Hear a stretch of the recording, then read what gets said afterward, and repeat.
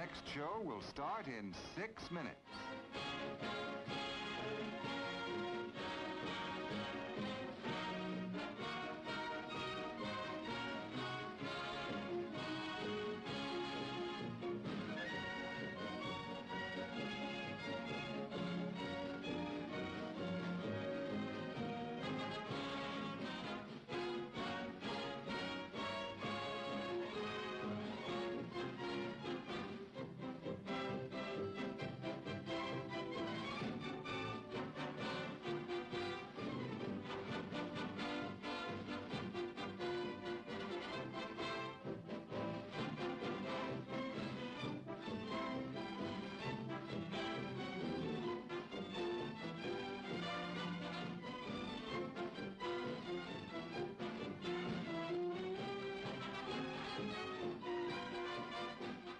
While you're relaxing and waiting for the next show to begin, visit our snack bar. The next show will start in 5 minutes.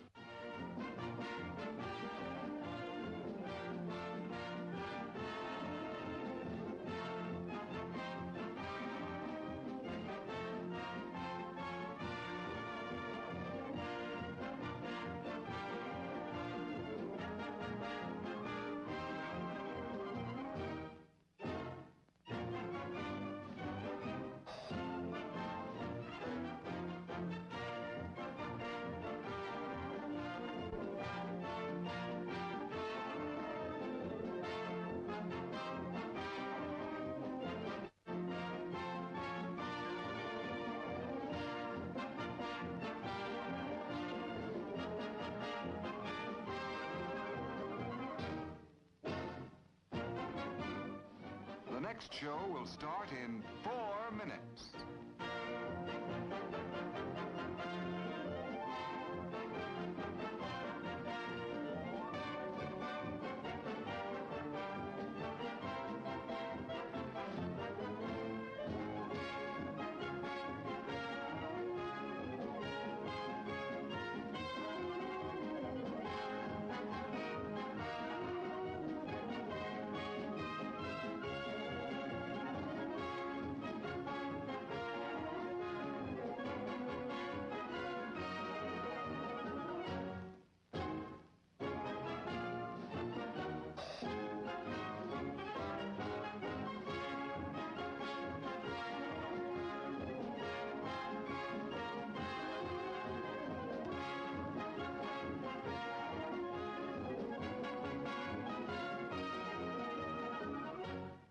The next show will start in 3 minutes.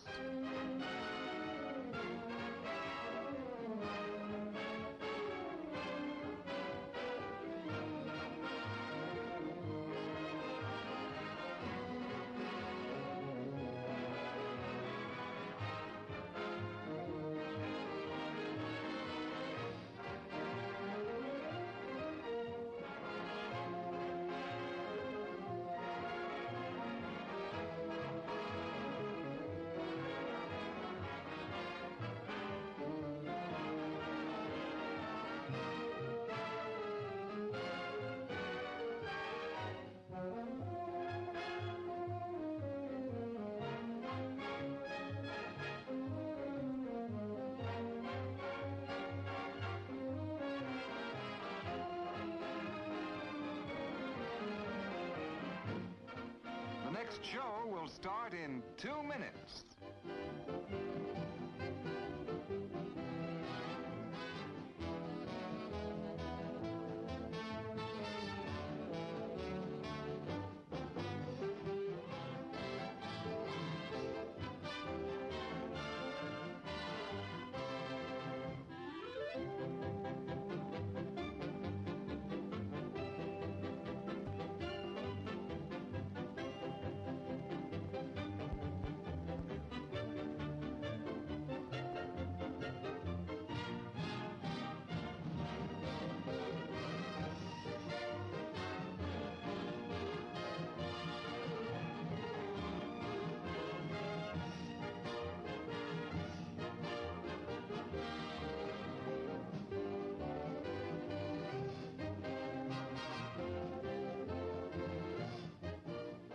The next show will start in 1 minute.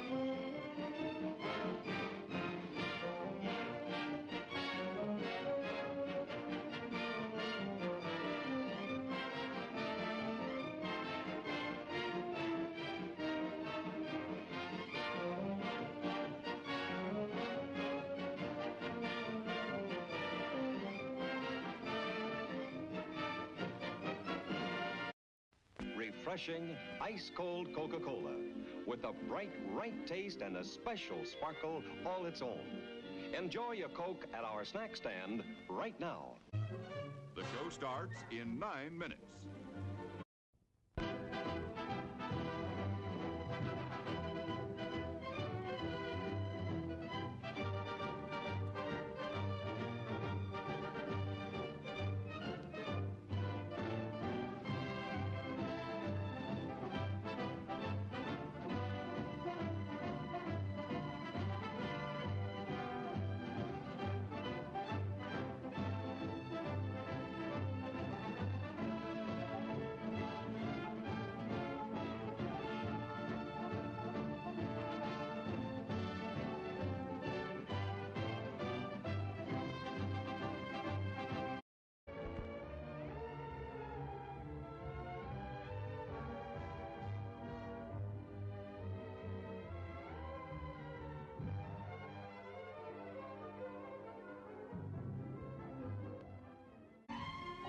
The show starts in 8 minutes.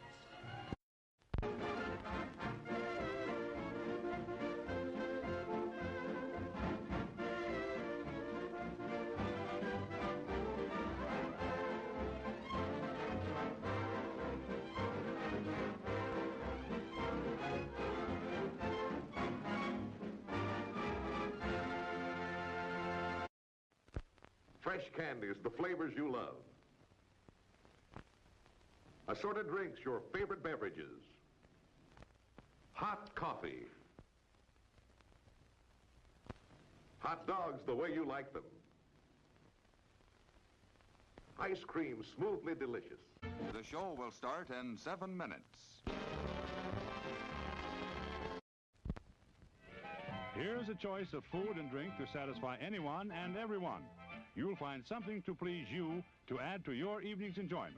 Something to please all tastes and age groups.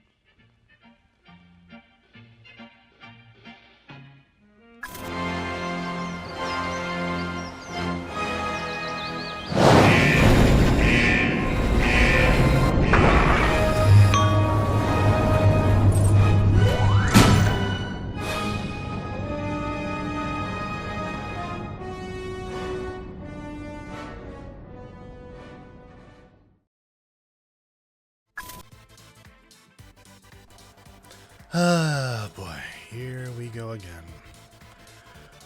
Greetings and felicitations, assorted children of the internet. It is I, the Logician, once again, and as has become a recent trend every Saturday, as of late, at the very least, we're going to be delving more into Spyro the Dragon, a pivotal game from my childhood, such as it was. To be honest, I wasn't really much of a 3D platformer kind of kid growing up, so this was one of those few exceptions that I felt was worth putting on the docket, if for no other reason than it was one of the ones I could actually stand. Nothing against the genre in general, it's just I've always been one of those people who was focused on the end goal when it comes to video games. Put a goal in front of me, I'm gonna head there no matter what, and unfortunately with 3D platformers specifically, there is always the aspect of exploration and collectathoning that never really sat quite well with me. But I'm going to continue giving this a chance, considering it was such a pivotal part of my childhood, and so with that in mind, I figured we might as well stop delaying the inevitable and head right into it. Now, you may notice that this time around, the specific chat box that you may have grown accustomed to is notably missing. Well, that is because I may or may not have installed a bit of an update in my system. So that way there's less cluttering up the screen, and you can feel free to chime in at any time and get my attention with a little bleep bloop. Is that what the kids call them these days? Bleep bloops? I don't know. Anyway, with all of that in mind, let us proceed. Ah, my word.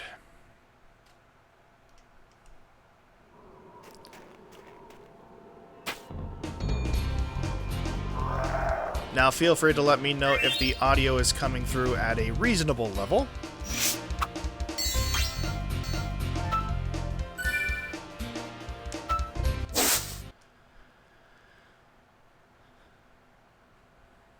Your silence is deafening. But in all seriousness, as you all trickle in, I would very much appreciate any feedback you might have.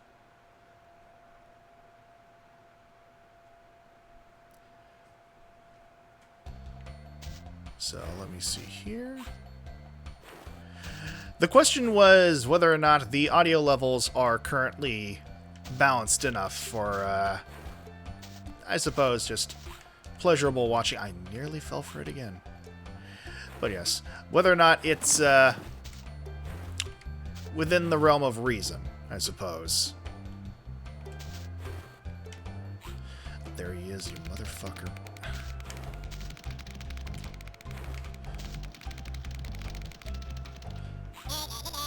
Ah, my word. Game is a touch quiet. Well, I believe I can remedy that in a second. Un momento, por favor. Actually, believe I can probably manage that from here. Sound effects are up all right there, so yeah, let me just tweak a few knobs and bend a few wires here and there. And let's see here. And then presto changeo.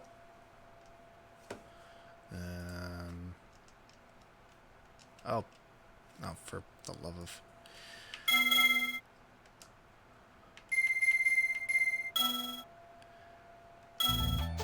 How is this sounding now?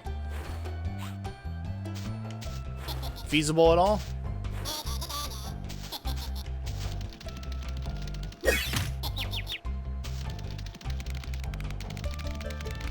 Better? Okay, good to know. Ah, my word.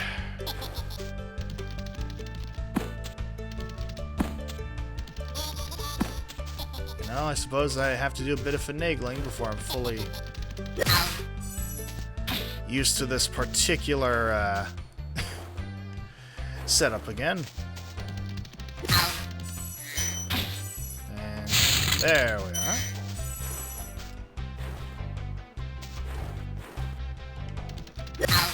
Alright, there's you.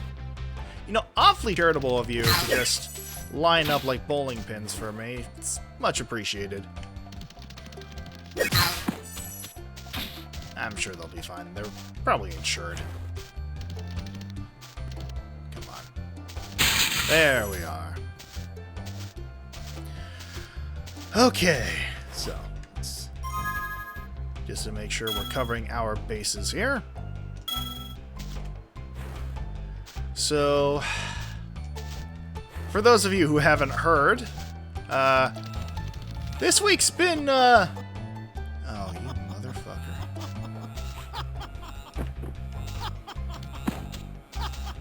Back up a little bit. This week's been an interesting one for me. As, because of a series of shenanigans involving my Google account, both of my YouTube pages, rather channels, I need to make sure I'm keeping up with the vernacular of the youths, ended up getting deleted.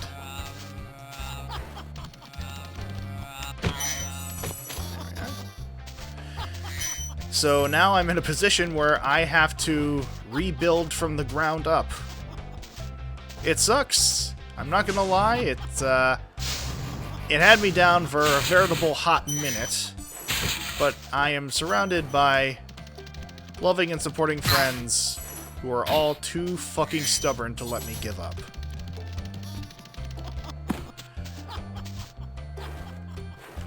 So, if nothing else, I might as well keep building a backlog of videos, both for the revived VOD channel as well as my main channel.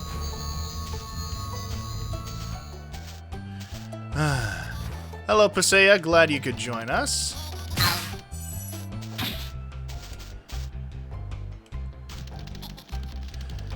Ah, my word.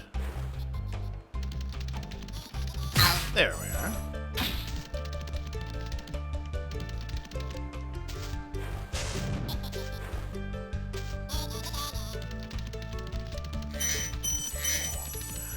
Yes, one day, I'm sure.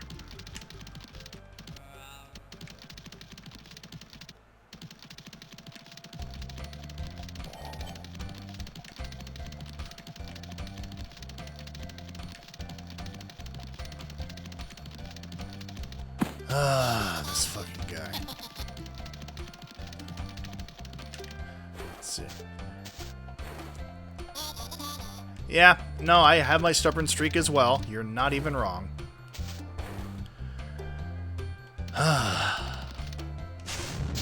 There we go.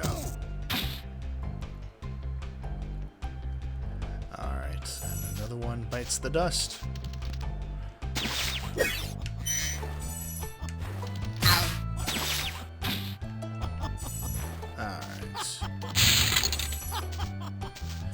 Never wrong. Yeah, we'll go with that, Paseo. We'll keep that narrative going for the time being, if nothing else.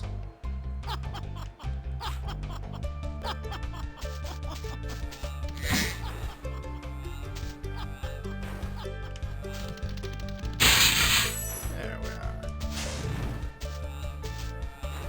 Ah, my word.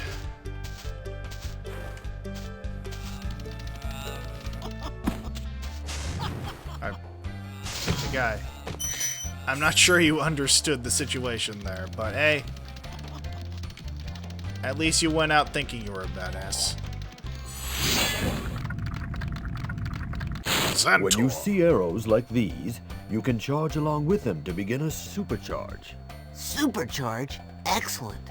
Go ahead, try it. Now that's a voice you can trust. Go ahead, try it. There's nothing nefarious about this. I assure you, you're in good hands. Granted, we all have claws rather than hands, but that's delving into semantics. Just don't question your elders.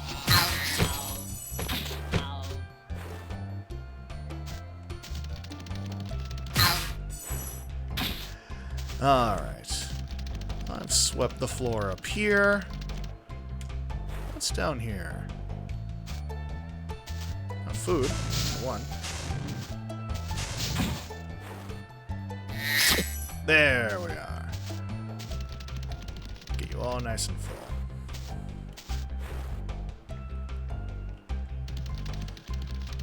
And I think I already forgot the fact that I was down here. It certainly says something about my attention span, if nothing else. Ah, my word. Alright. What have you got for us, Boulder? This portal leads to a special place where you can learn to fly.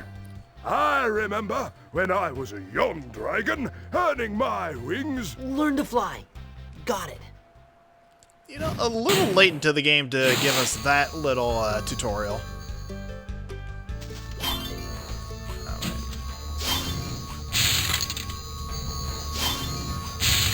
Alright.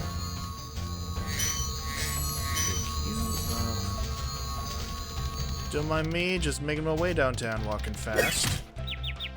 You know? And hey, better, swing! Ah, gosh.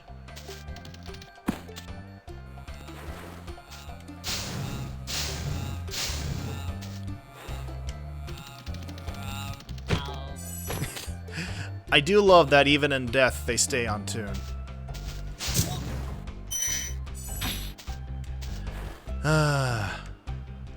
Or in tune, on key. You know, the funny thing is, I don't think Spyro has a good counter to electricity. But later on, when he got a bit of a reboot, if I'm not mistaken, Spyro was able to get lightning breath. Of course, I believe that was the Elijah Wood Spyro, and that series of games had its ups and downs, to put it politely. It had a lot of potential. It ended up getting wrapped up in a lot of itself, and oh, for fuck's sake. Oh, come on. There we are. Sparks is gone. I'm gonna need to find some cattle. Yes, and I believe Sparks himself, the Dragonfly, had a number of different voice actors. In fact, I think it was unfortunately just a matter of either availability or legal issues. But at one point, if I'm not mistaken, Sparks was voiced by Wayne Brady. And I think they commented on it by the third game, where they said something to the effect of, like, hey, Sparks, I know we're all growing boys, but why does your voice keep changing? He's like, don't worry about it, man. It's all in your head. Must be your imagination. And, dude, Nixon, I can appreciate when series can, like... Oh, fun. Oh, for fuck's sake. But I appreciate when series can take the piss out of themselves like that. Like the straight-to-DVD George of the Jungle sequel. When the narrator's like, wait, you're not George, who are you? Me new George. Studio couldn't afford Brendan Fraser. Oh, well, alright.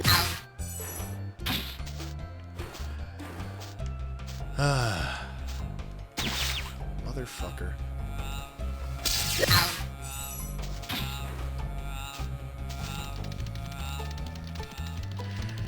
Though I feel like you have to sort of strike a happy balance when it comes to self-aware humor.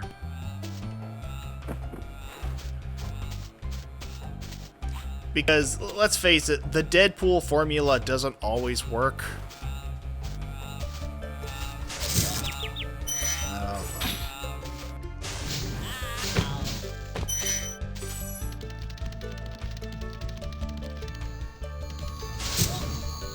There we go. There we go. Thank you. Sparks, eat up.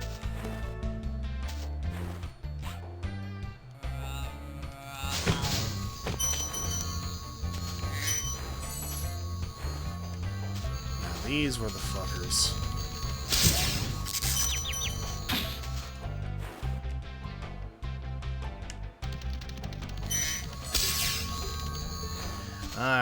Toro, Toro.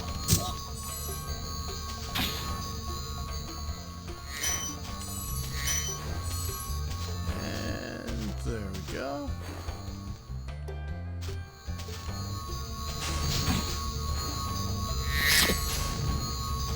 You.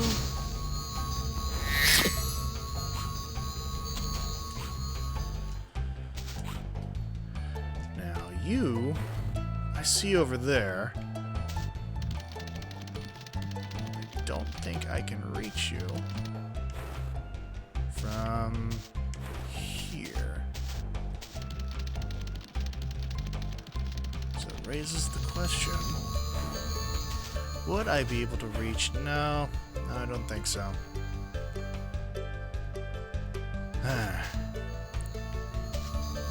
I mean, I should probably save first. Yeah, before I try anything stupid, which I am apt to do, let's not kid ourselves. I should find another save point so that I don't have to redo all of that. Which means just make an ass of myself. Case in point. Alright. Oh, here we go. There we are. Whoop, and whoop, and whoop. Ah, yes. This was what I was getting that brief explanation on. Well, might as well. Oh, wait, I think that might have something to do with this gate. Does it?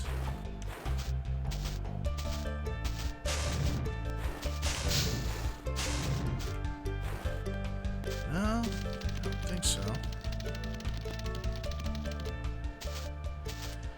Ah, my word.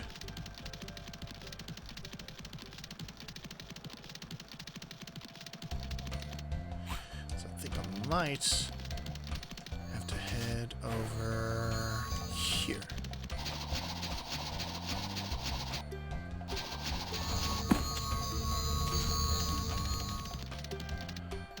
Oh, I understand now.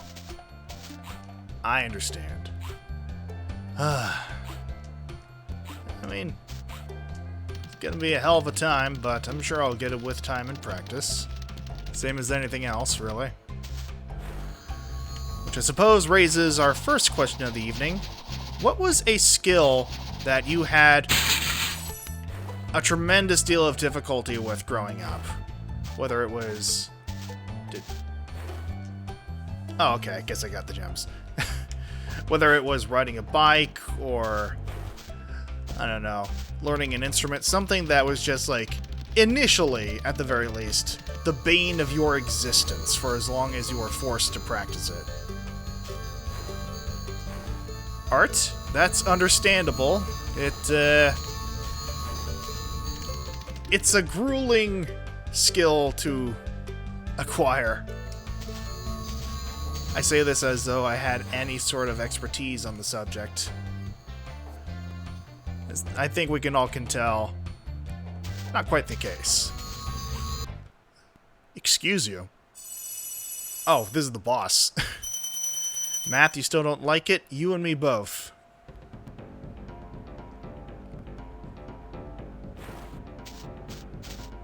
Let's see. There's an artist. No, I feel ya. I absolutely feel ya.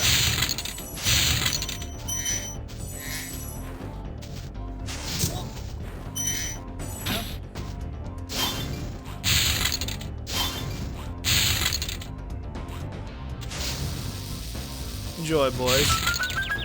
You know, I really should have learned from the last time. Sports, yes, that's a bit of a tricky one.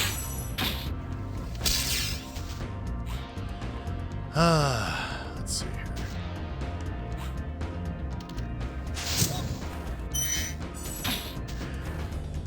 As As you can probably imagine, I was never really the athletic type. I did my works out... how they phrase it? I worked out at the library. That's how they phrase it. And not even that much.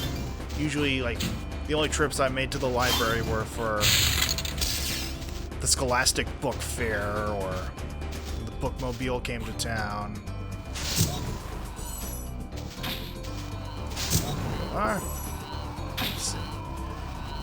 No. I don't think any of us are that particularly sporty. Ah, fun.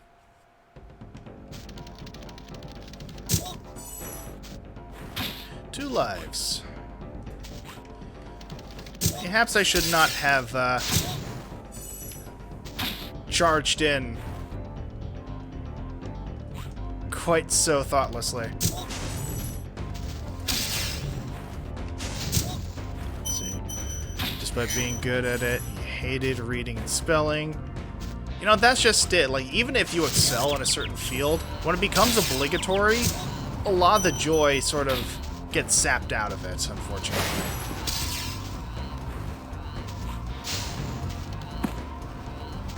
Let's see.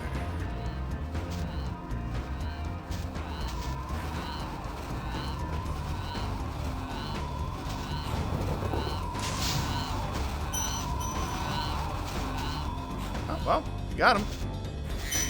One for the money.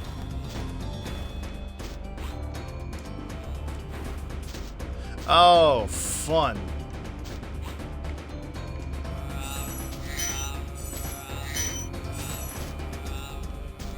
What I love about this wizard loop, by the way, is that it just sounds like they're saying around and around and around and around and around.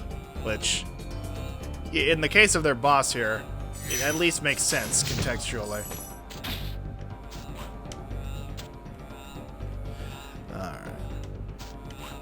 Oh, mother.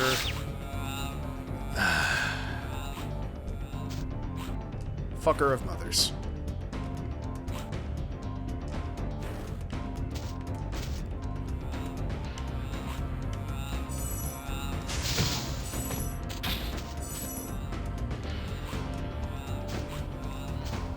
Alright, what have you got to say, Chucklefuck?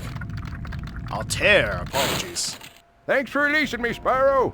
You have no idea how long I've been trapped in crystal. And, neither do I. Who are you again? I'm out of here. Mood. Ah. Oh, wait, is the boss in here? Oh, no. Ah, fuck. Alright. Hit me up, Tinkerbell.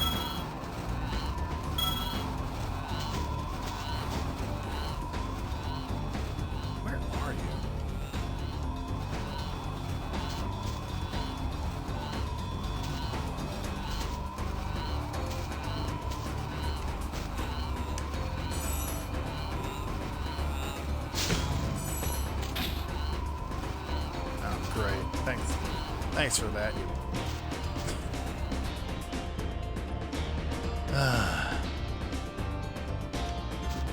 Oh, for fuck's sake.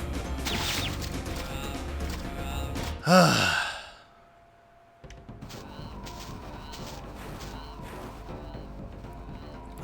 one life. Wasn't One Life to Live a soap opera?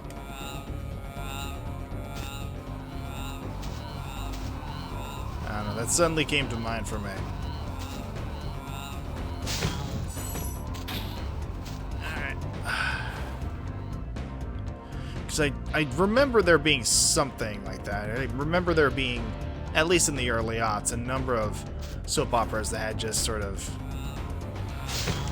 Then again, point to a soap opera rather, and try and tell me that the name isn't cheesy. Because I remember the likes of All My Children, General Hospital, One Life to Live. Although that sounds more like a James Bond thing than anything else.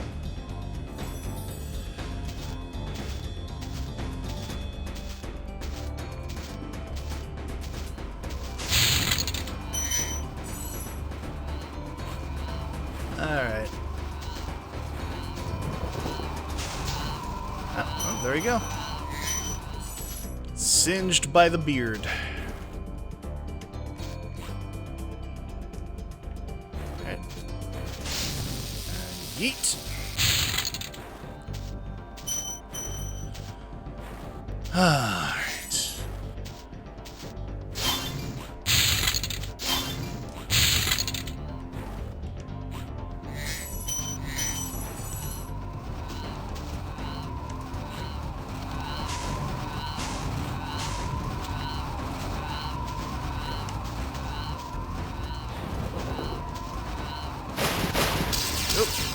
Yikes. There we go.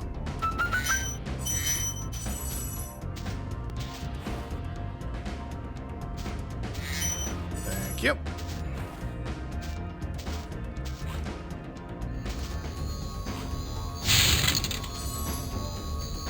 Alright, 400 out of 400.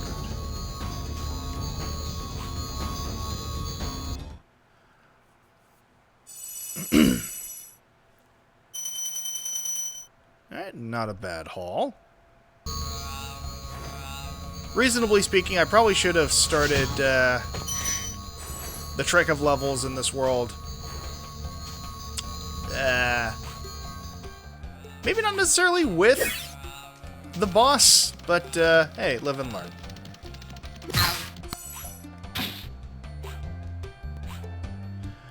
Alright. Sir, I'm not sure you quite understand the predicament. I'm not trapped in here with you. You're trapped in here with me.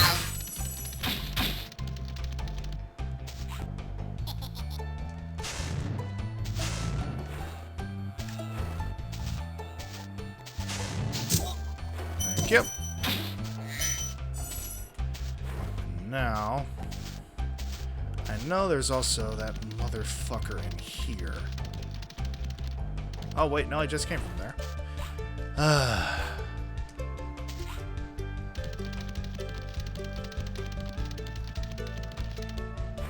Lower, buddy. Lower.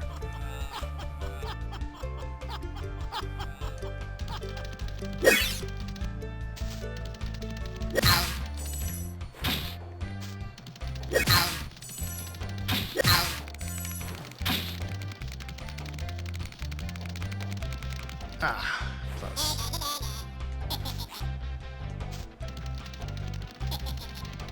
We'll find you.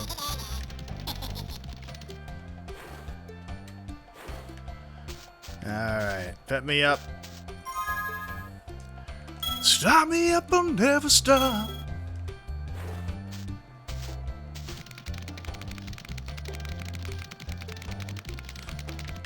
There we go. Alright. So that's 7. Now, if these were Chaos Emeralds, we'd be rolling, but unfortunately, it's the wrong franchise. Alright, let me see here.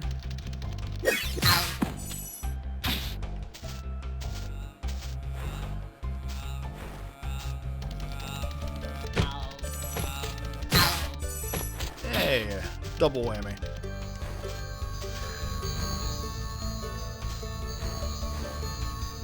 Alpine Ridge.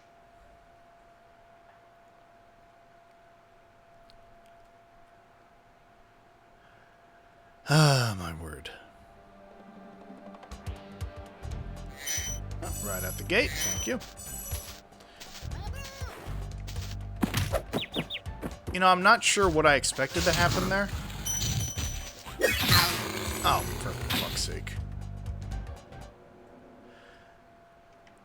Yeah, no, contrary to popular belief, Spyro, you do in fact also abide by the laws of gravity.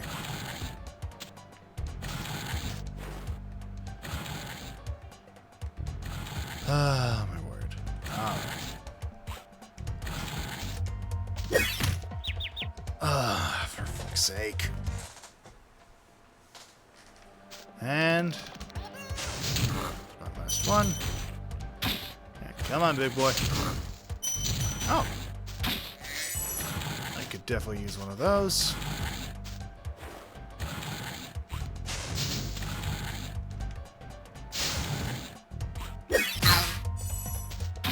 Okay. Now.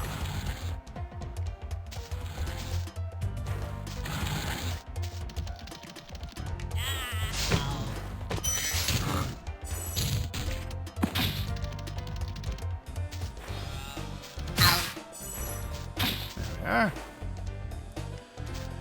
Just trimming the weeds.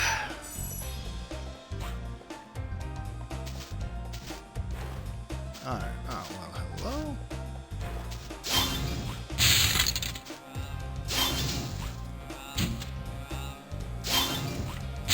There we are.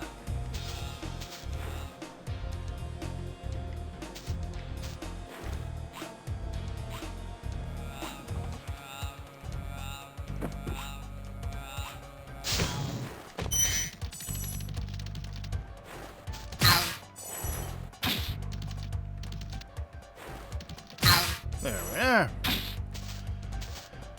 Alright. Sorry to intrude on the conclave, friends.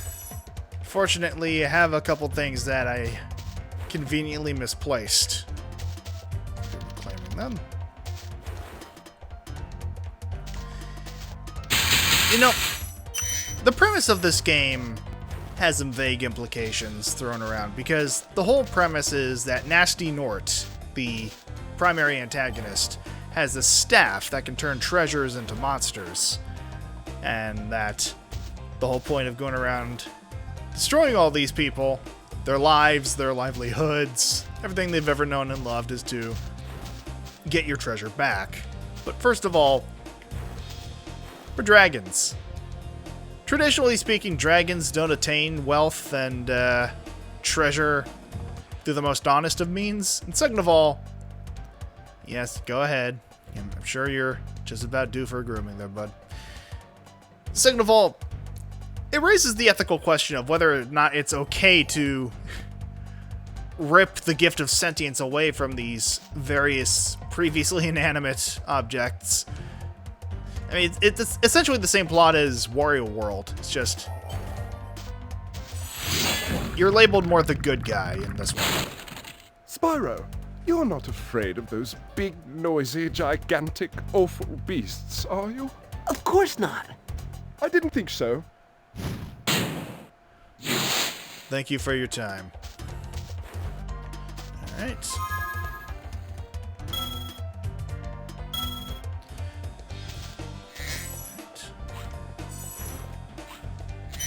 Alright, now.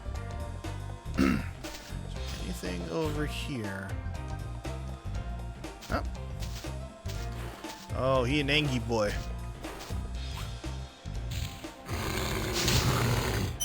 Thank you for your time.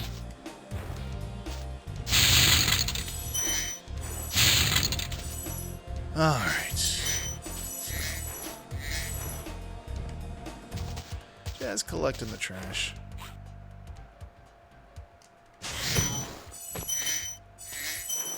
Alright.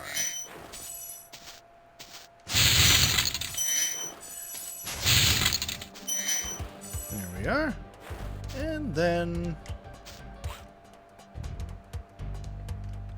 peekaboo.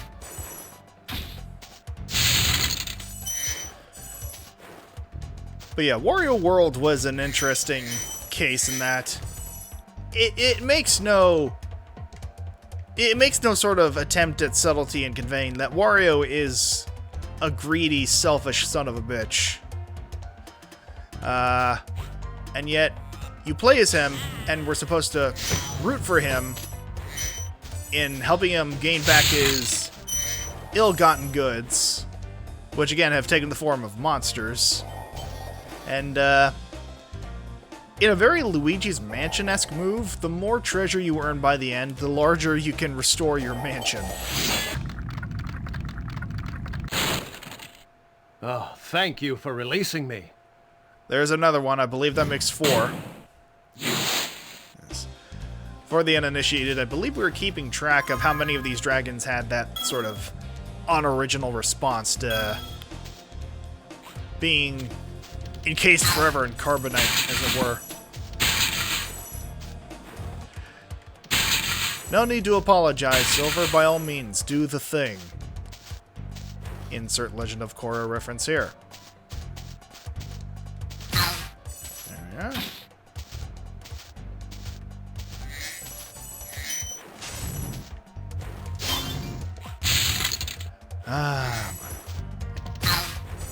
To the lions. Oh. She may feel self-conscious down there. Might as well join.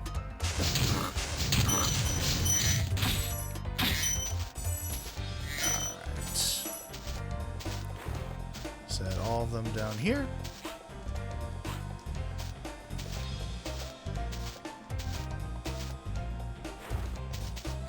Do-ba-do-ba-do.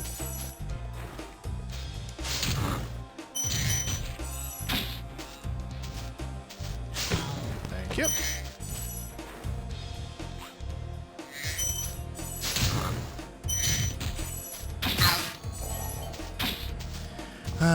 I appreciate that. Just the double whammy of, oh yeah, you beat the monster, you also have the psycho bitch riding him to take care of.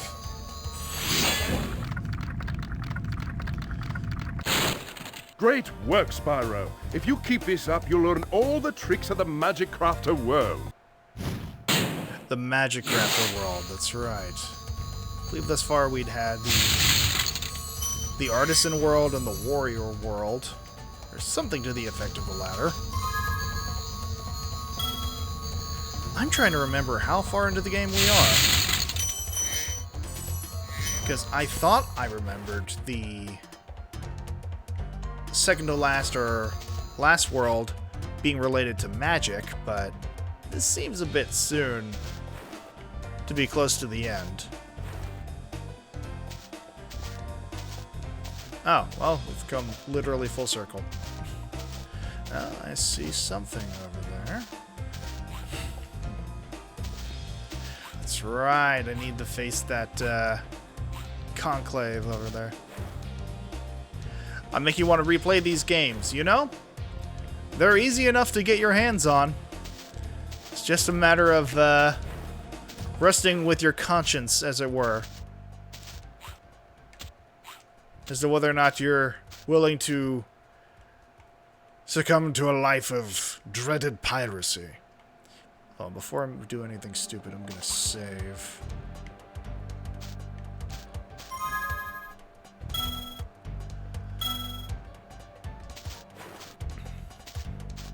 But yes, as of right now, at the very least, I do intend to delve into the other games in the series.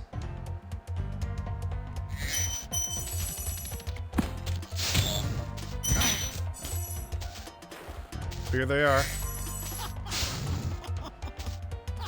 Alright. Get it out of your system.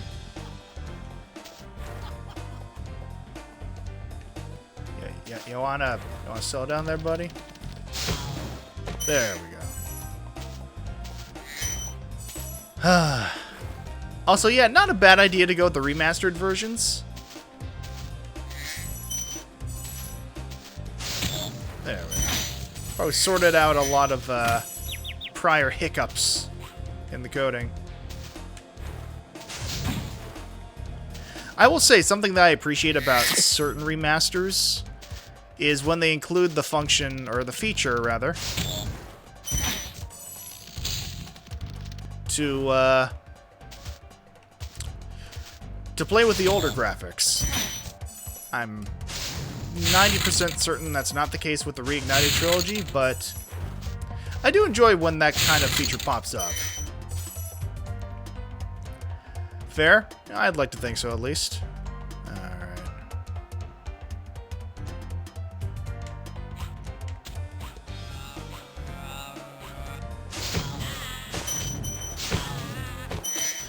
Pretty sure that's also Tom Kenny screaming there.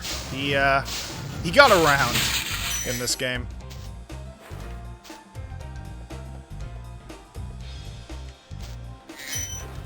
Alright, just 20 more jewels to go. Oh god.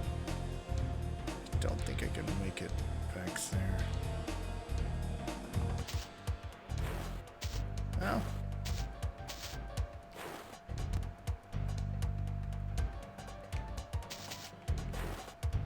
Fuck it. Alright. How'd the kids say it? YOLO? The kids still say that?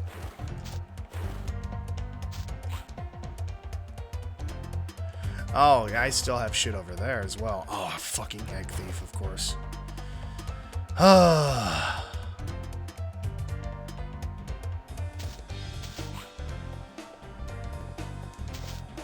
Let's save our progress here.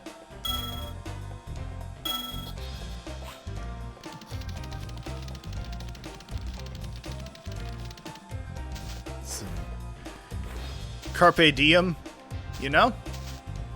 Fair enough.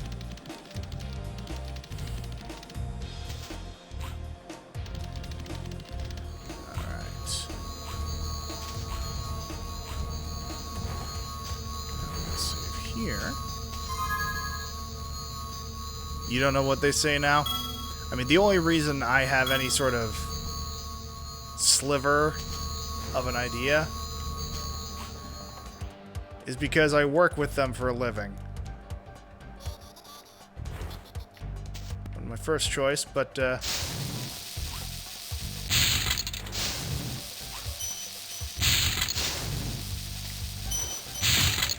for fuck's sake.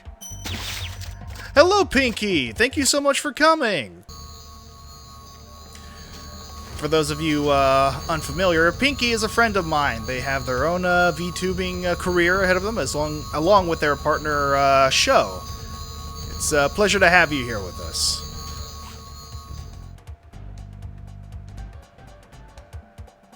Right. Ah, for fuck's sake. Well, I have my kinder days at the very least. So all the kids you work with are so young. Oh, well. I had a feeling this time was coming. Alright. Wow. Oh, for the love of... well. I did a fair bit of saving. He no longer has an egg.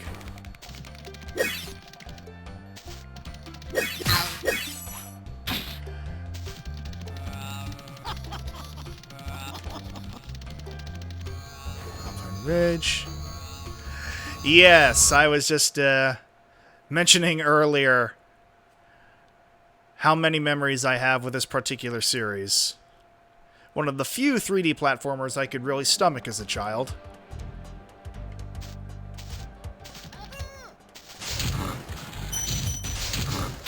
Alright, so now that I have the grand majority of gems in this level, I don't have to worry as much about just exploring.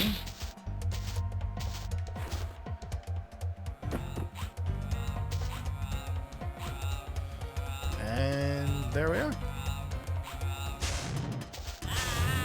Yeah, no, that's absolutely Tom Cannon.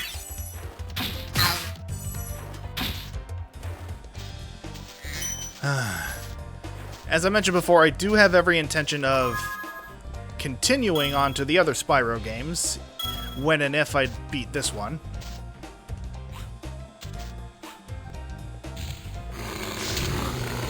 Oh yeah. And...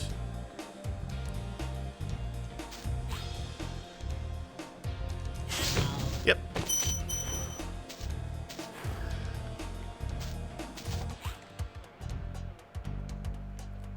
Oh, goodbye. All right.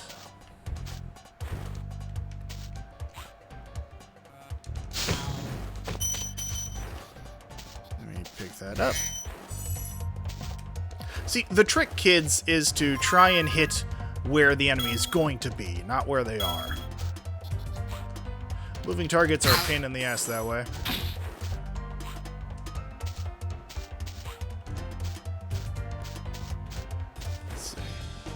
The imaginary hitbox, absolutely.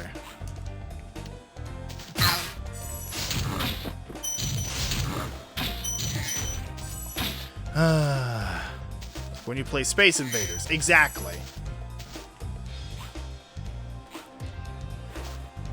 No, it's mine, it's not for rent. That song had no right hitting as hard as it did back in the day.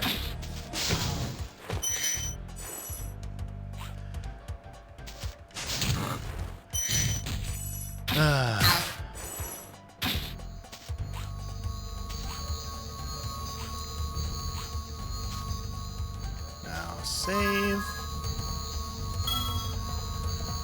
Alright, back to doing something stupid.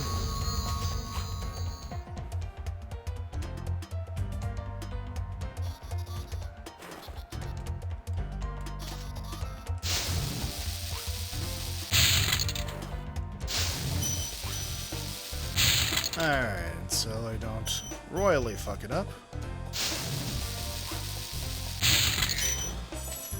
Right. There we are. Boop. And boop.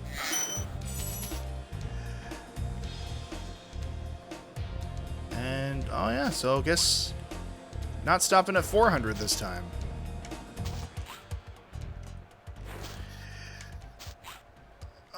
Okay. Well, before I chase after you... Remember that these blue thieves haven't stolen eggs only in the Magic Crafter world. Don't worry, I'll take care of them. Or die trying.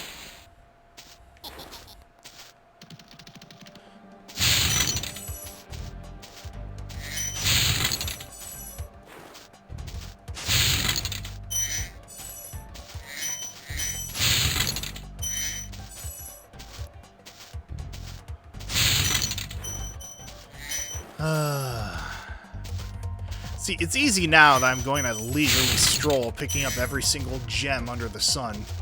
But I know that once I start going into full throttle after this fucker...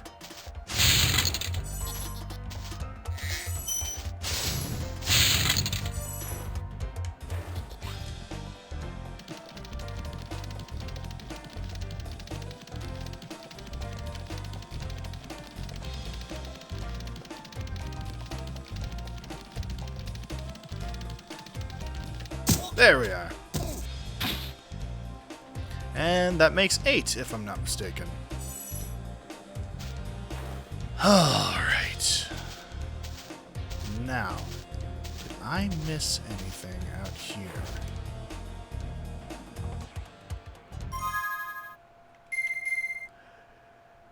So,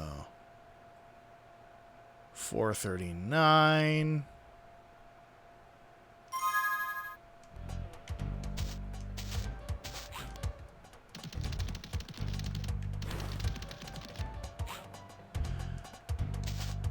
Save. But I suppose this raises the question then, since Pinky was so adamant upon realizing what I was playing. What is everyone's experience with this particular franchise? Whether it was the original trilogy on the PS1, the reignited trilogies, the Legend of Spyro. I hate to repeat myself, but again, yet another trilogy. You never played? That is absolutely valid. You're always more of a Pokemon and Legend of Zelda person, if memory serves, Pasea. I say that not this... Jesus Christ. Sorry, I had a few too butterflies in my mouth. I say this not to poke fun, but to explain that I was similarly inclined for most of my childhood. The original trilogy, excellent. Ripto's Rage, that was the one where they actually had more of an actual plot. And of course, it gave us the scum of the earth moneybags.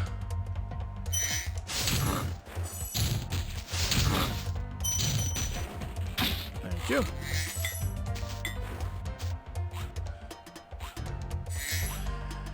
Yep, yeah, moneybags can in fact piss right off.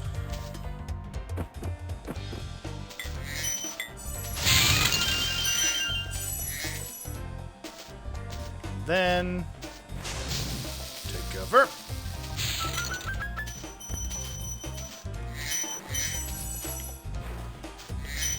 This might give me the little boost I need. And there we are, 500 out of 500. Let's see, Visual Trilogy as well, never made it that far because you were young and didn't understand the objectives. Absolutely valid. Once again, I was in a similar position because I had grown so accustomed to 2D platformers. And knowing, oh hey, the goal is to the right. I just need to keep going to the right. Don't need to worry about exploring. No additional dimensions to worry about. Just keep going right.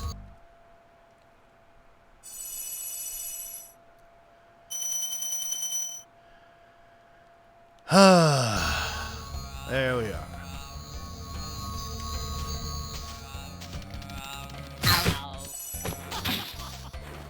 Alright, come down here.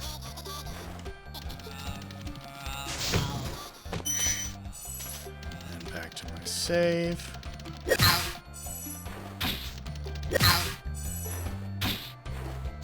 Thank you.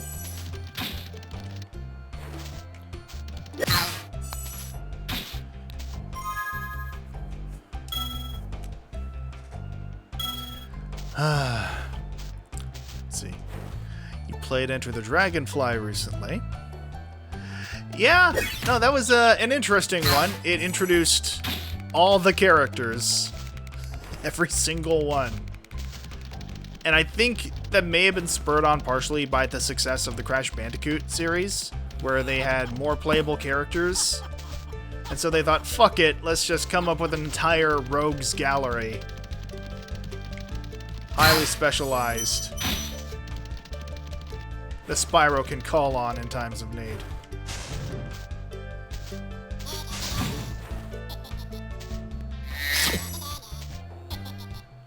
Now, let's see here. Enter the Dragon... Oh, gosh. I might not know about that one then. On the GameCube. Wow. Was Enter the Dragonfly part of the Legend of Spyro trilogy? Because that's where they introduced Cinder, the obligatory romantic interest for Spyro.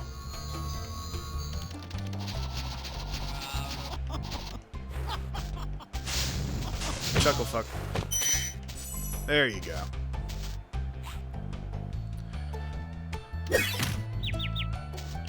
Excuse you. Let's see.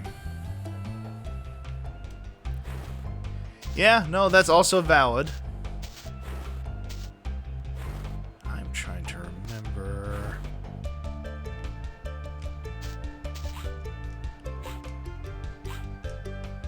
How many of these did I take care of?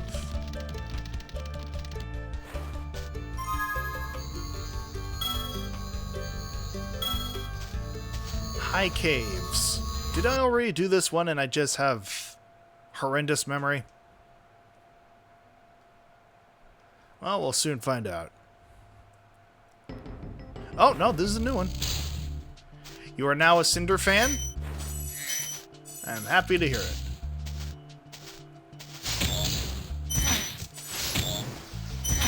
Oh, hey. Oh, what the flying... Well, if I were flying, this wouldn't be an issue. I like the implication here that there's sort of a wizard coup d'etat going on.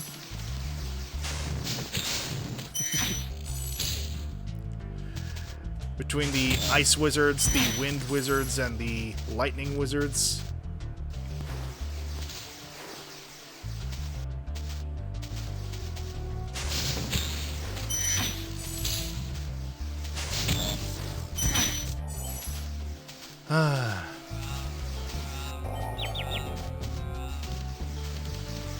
Oh, for fuck's sake, come on. There you go. Alright, get over here.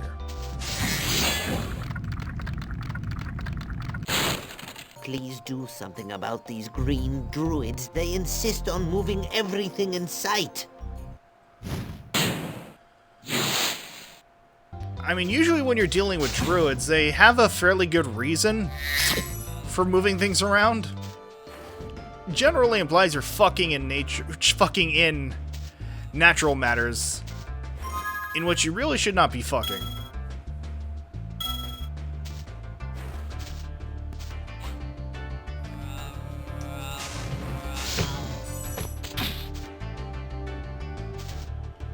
Was there anything down there? No, I think that's good. What the fuck? Oh. Fuck around and find out. Yes, absolutely.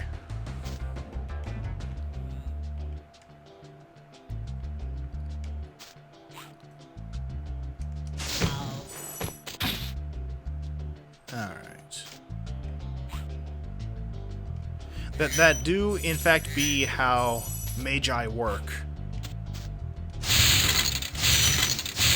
That reminds me. My roommate M. Lorelei has recently gotten me into the Dragonlance series of novels, which, for the uninitiated, were a series of books based on an old D&D campaign played by a bunch of dudes in the 70s and 80s. I think it was primarily the 70s. The 80s are when the books themselves came out. And, it's one of those series that, like, while a bit archaic by today's standards in terms of overall use of language and tone, you can definitely see the building blocks of modern classics like Vox Machina and Dungeon Meshi. It definitely has that same overall DNA. And I remember seeing a video essay on the subject, basically saying that, much in the same way that Dragonlance pushed the genre forward, Vox Machina and other stories like it are essentially, in their words, and I'm inclined to agree, a return to form for high fantasy. And what I mean by that is that you have stories like, you know, Lord of the Rings. You have various stories to that effect, which, yes, they are technically high fantasy, but the scope of them and the feel of them feels a bit detached from things that we can associate with ourselves. I'll explain in a second. I hate those bugs. When I become big and strong, like you, I'll squash them all. Until then, remember that supercharge makes you invincible. Oh god, I remember this part. Oh, I'm not looking forward to this. But what I mean by relatability when it comes to more modern high fantasy is that when you watch the likes of Vox Machina and Dungeon Meshi and other series like that, they're written with the sensibility of very modern character archetypes. Like, partially because, yes, Vox Machina was and is based off of a 21st century D&D campaign, and a lot of modern language and colloquialisms managed to find their way into it, but also just the sense of relatability in terms of how the characters behave and react to unexpected circumstances. Like, for example, I would wager a guess that in, I don't know, Game of Thrones, you're likely not going to come across a character who will combat a half-giant by conjuring Bigby's hand and sword fighting him with a giant middle finger. Is it goofy? Absolutely. Is it perfectly in character, given the character? Yes.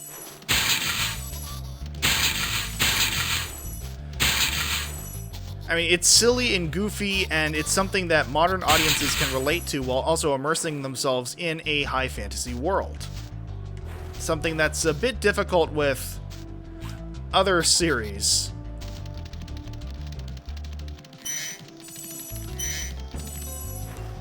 Hold on, let me just make sure I don't miss any of these.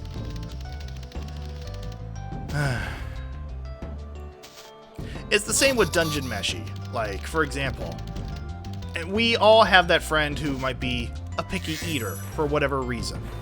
Whether it's due to just generally not liking a certain type of food or a textural thing or an allergy. We all have friends like that. And that's not something that's really explored in high fantasy normally. But because that's an aspect of our lives that we're familiar with, something that can help us relate to the characters of that series more with, it's easier to look, laugh, and then sympathize when they're forced with difficult decisions like, okay, we just need to fucking survive.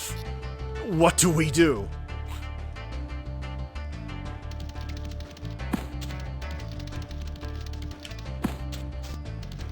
Dark fantasy, I mean,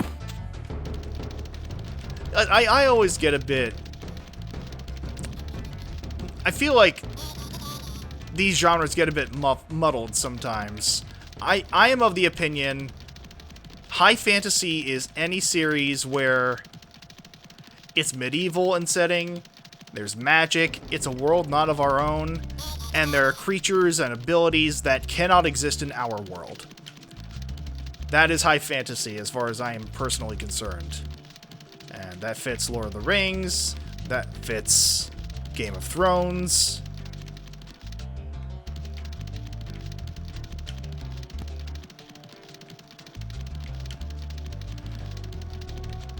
And granted, I am no scholar when it comes to high fantasy. I don't have a PhD in any form of literature. Because God knows if I chose any other field than fantasy or science, I might actually know how to fucking spell.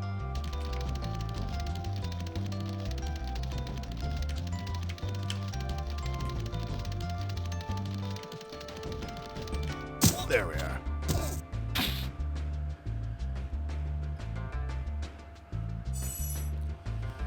All right.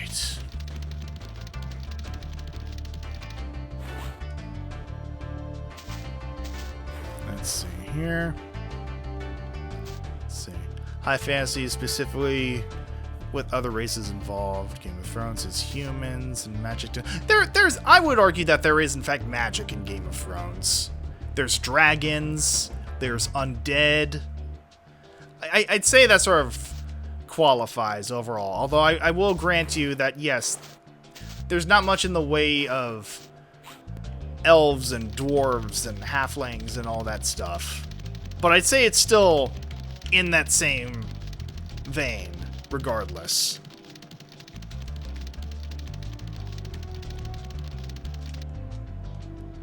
Alright, so... Come on, fairies, help me out. Okay, good. I was hoping that you were all there for a reason.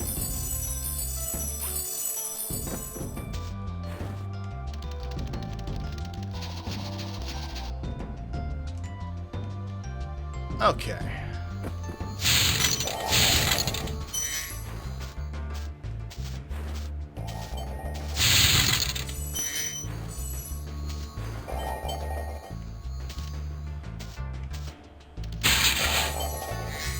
What have you got from your boy? Cedric. Try combining supercharge with jumping and gliding, and really explore the high caves. Once again, thank you, Clancy Brown.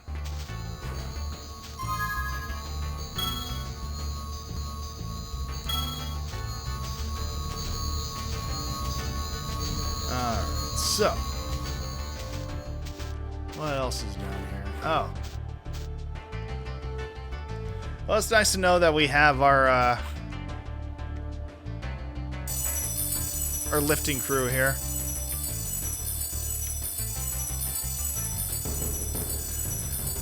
Ah, my word. Alright, so.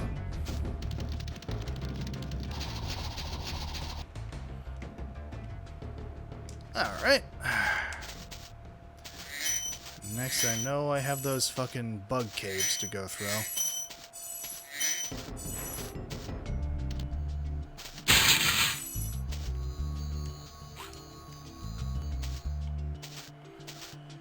Alright, ladies. Dap me up.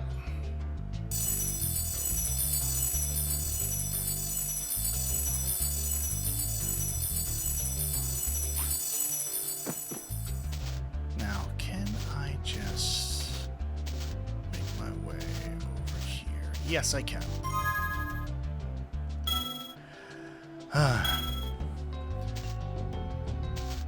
Alright. These pains in the ass.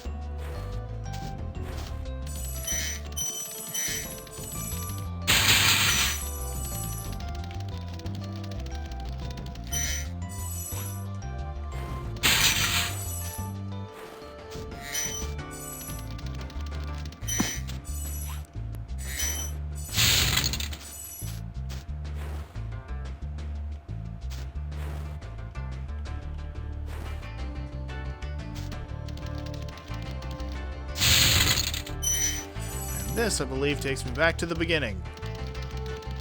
Okay.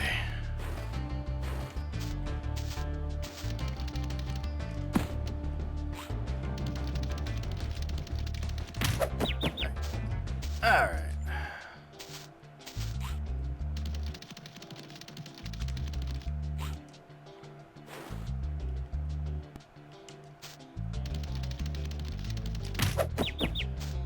Come on, come on. Oh, for fuck's sake. Oh, God. Alright. Well. Are those gems still in there? No. Oh, wait.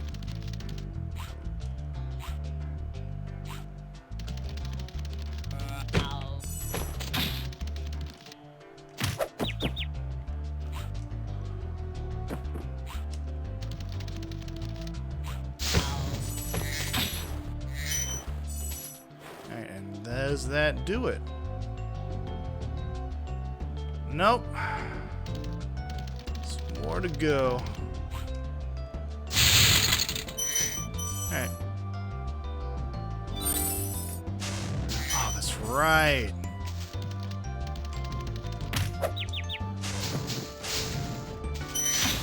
That's right. This lady gives me the super fire, but only like temporarily.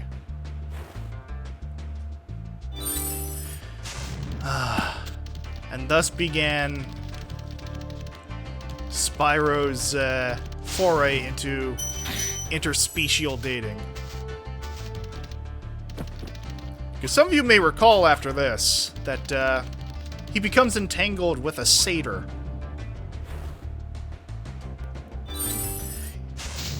Even if only... even if it's primarily one-sided to start.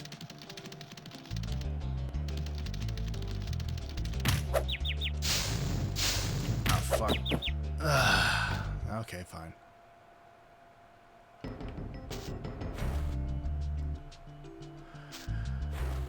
Alright.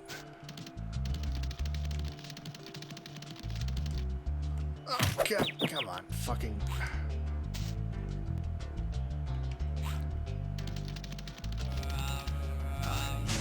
Son of a bitch.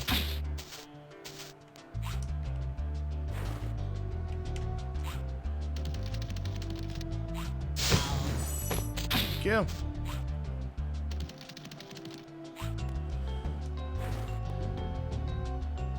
All right.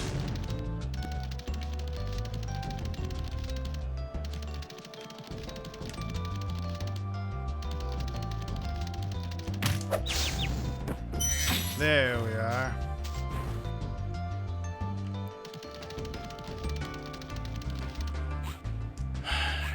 Well, first off, let me save.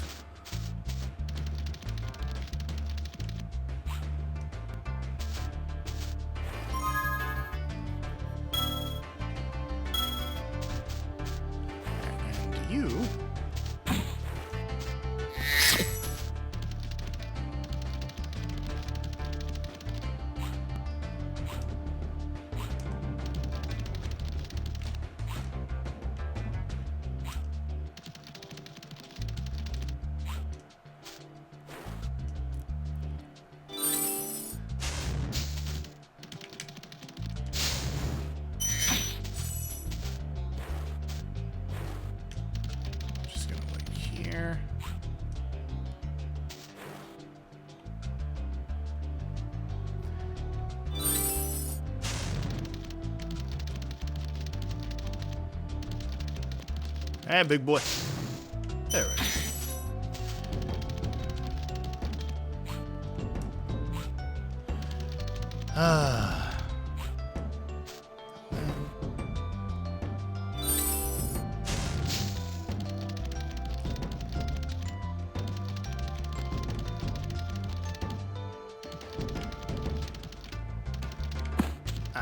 Damn.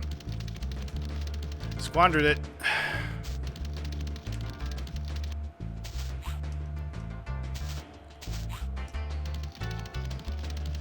But yeah, let's get another save in, just in case it relieves us of any additional frustration regarding those bugs.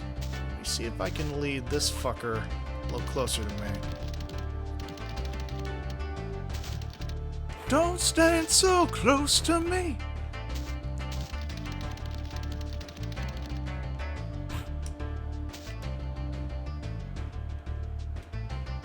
Yep.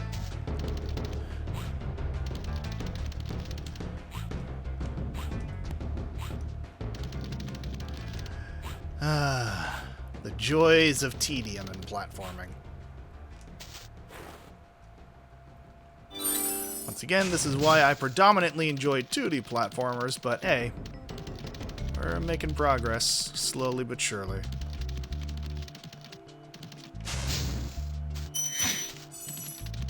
And I think last...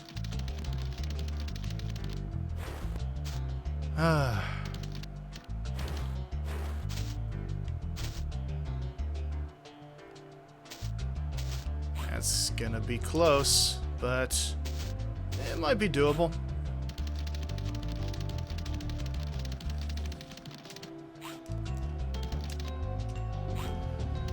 Alright.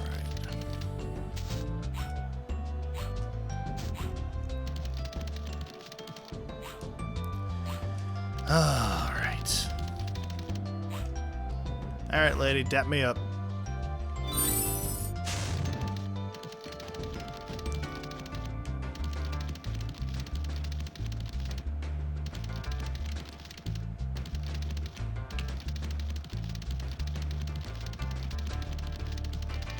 Ah, god damn it.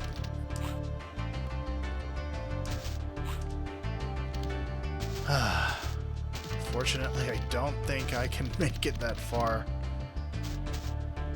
But I know there's got to be a way to take care of it.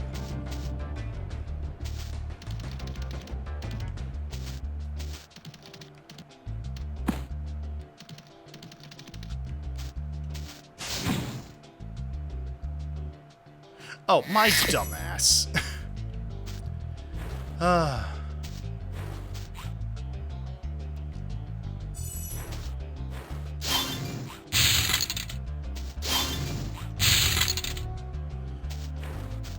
Yeah, if I just make my way over this way.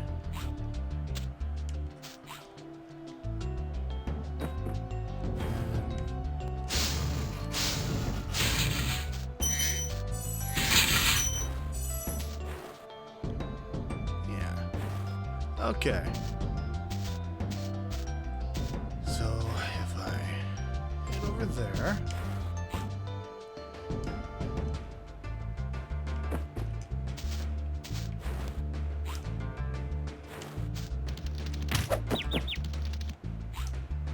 Alright.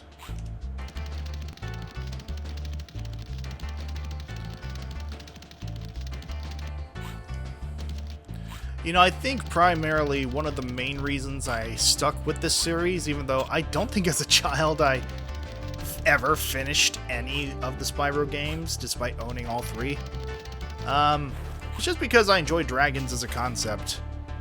They're just conceptually so cool to me.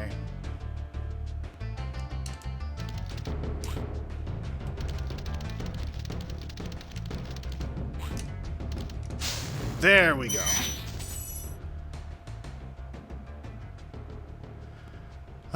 Still not enough.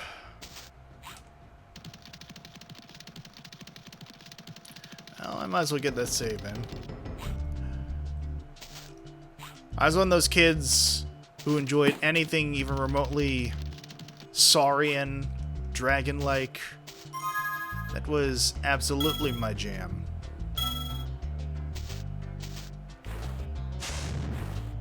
Let's see. Get over here. So I suppose that opens the next question. What was your childhood hyperfixation? Whether it was ponies, or dinosaurs, or robots, whatever really stuck with you.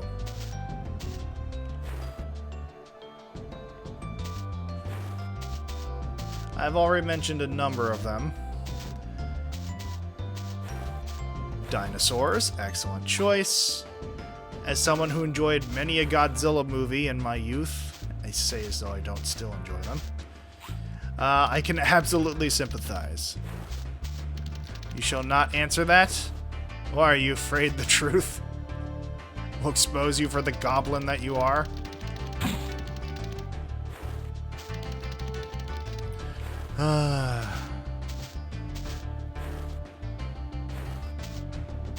Let's see here.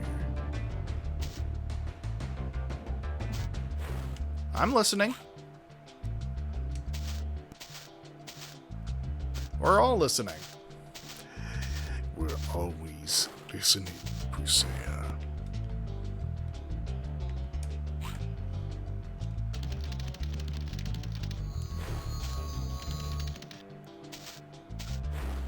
Ah, my word.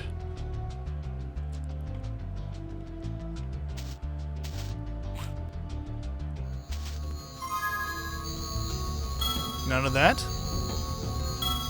Why not? It's almost as if you might be somewhat disturbed by the tone of my voice, which I can't possibly imagine why. Rather a normal thing, someone to have a little husky voice. Just because I'm able to manipulate said voice at will doesn't, I don't know, really change anything about it. Seems like you're the one with the problem.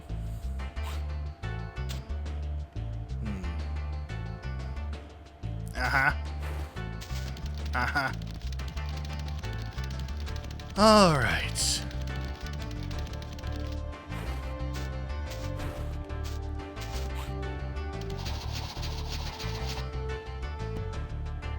Oh, God damn it. I should have...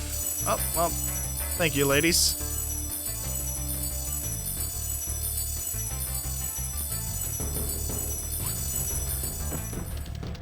I feel like this should have been a learning curve-esque thing for one of the earlier levels, but hey, I'm not complaining.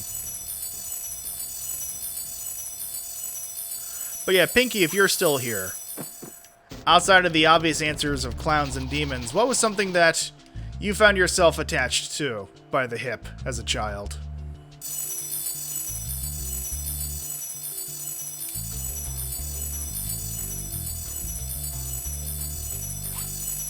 I know I can do this, just need to...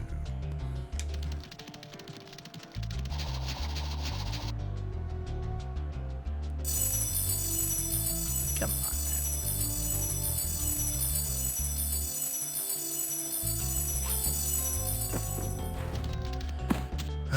Entirely possible Pinky may have already come and gone, but I still appreciate them showing up nonetheless.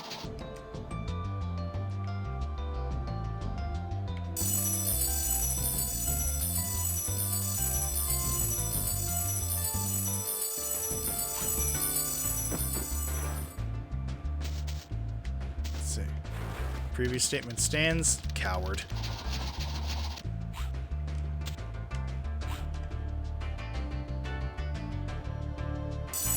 My word.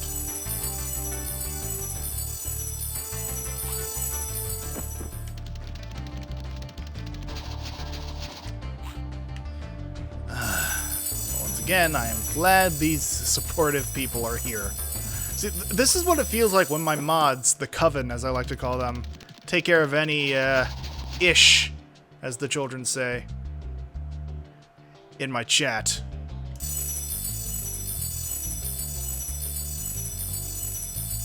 Again, I have to ask, Husea, are you 5?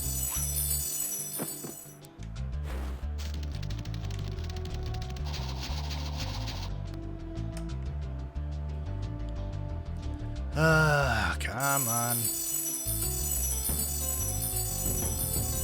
No, I have to get it at some point. Just need to get at the right height of the jump. Some days, I mean, in your defense, that is in fact a mood. Motherfucker.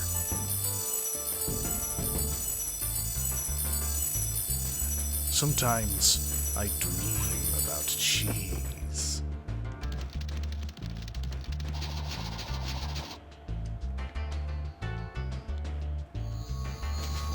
For the uninitiated, that's a Half-Life 2 reference.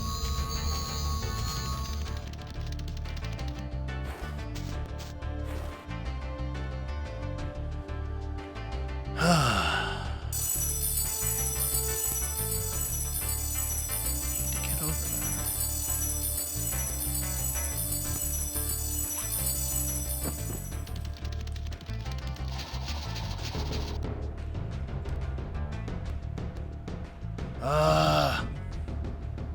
Fucking it.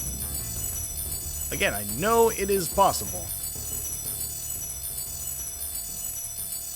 Just need to scope my route. So.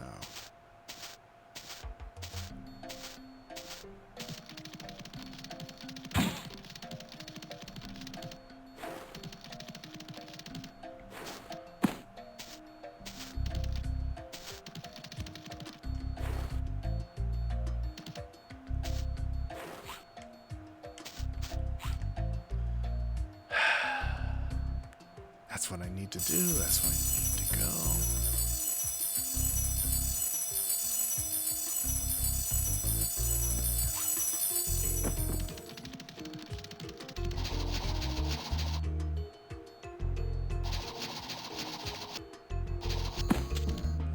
Okay.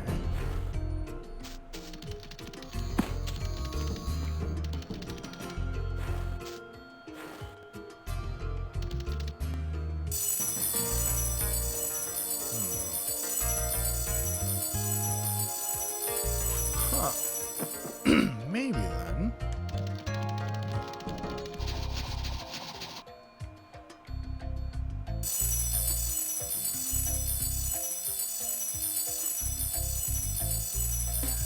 Because, yeah, I think it's a little more complicated than just...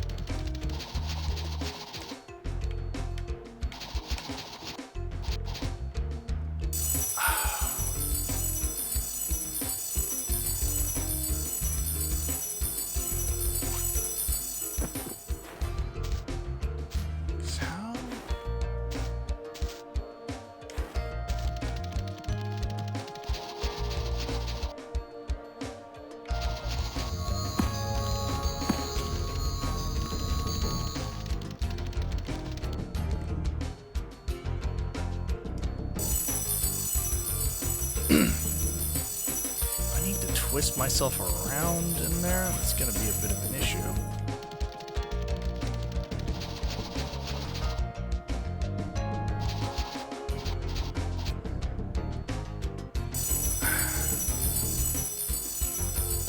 I should be able to figure this out.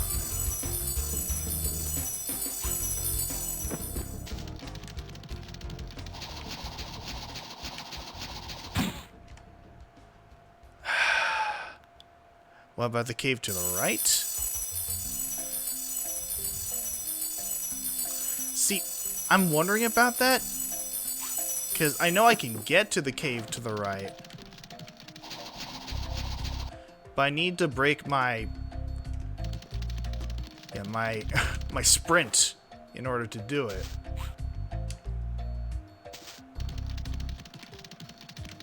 And then once I get back here... oh, actually, you might be onto something, Silver. Now, the issue is being able to not break the supercharge. Yeah, see, again, I come short with the supercharge going to the cave to the right. But again, I think you might be onto something there.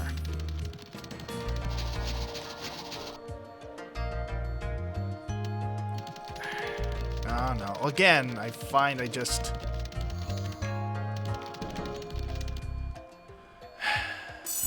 I don't know. There could be something there.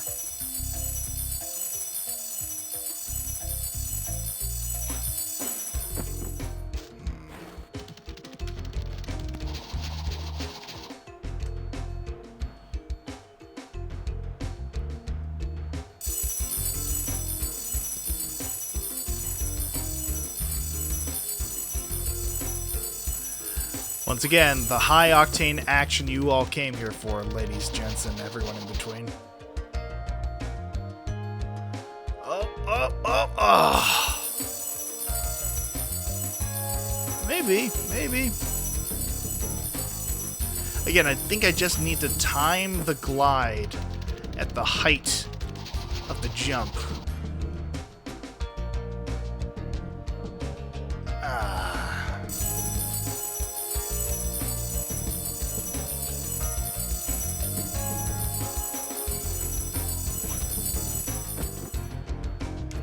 Give this a few more tries, and unfortunately have to succumb to looking up a guide, which I did have to do during that one level in a previous stream.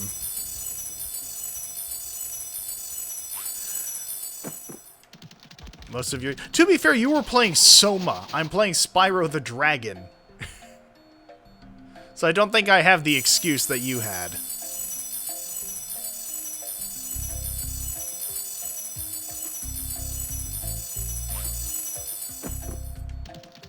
Goodness gracious, great balls of fire.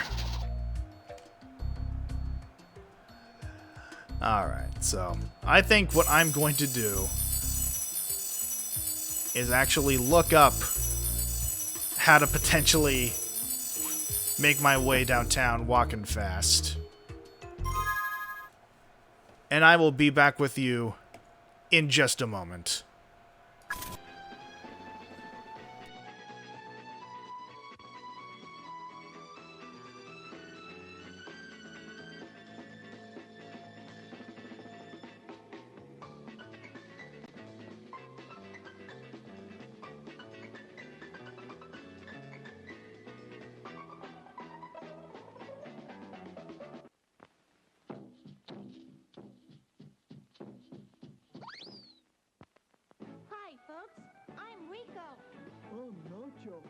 He's Peppy. See? You can find us at the concession stand in the lobby. Along with all sorts of other tasty goodies. See? Rico's Nachos, a refreshingly new and different snack discovery. Chock full of high-quality ingredients, crisp, fresh tortilla chips, covered with creamy aged cheddar cheese, topped off with zesty jalapeno pepper rings. Rico's Nachos, out of sight. Remember, folks, we're the new star at the snack bar.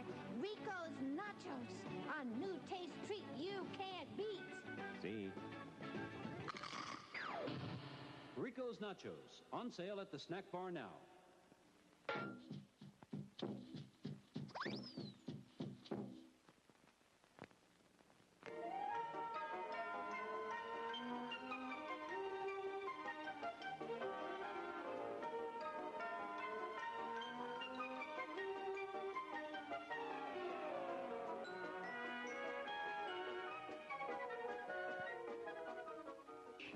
For your convenience, we have an attractive snack stand with buttered popcorn, golden good and hot from the popper, sizzling hot dogs cradled in fresh, fluffy buns, ice cream, and other good things to eat.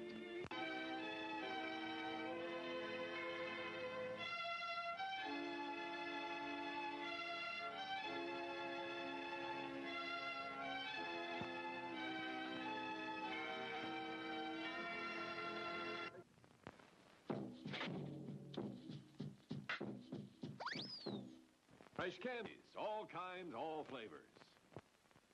Cigarettes, America's top brands. Ice cream, smoothly delicious. Burgers with all the fixings. Hot dogs the way you like them.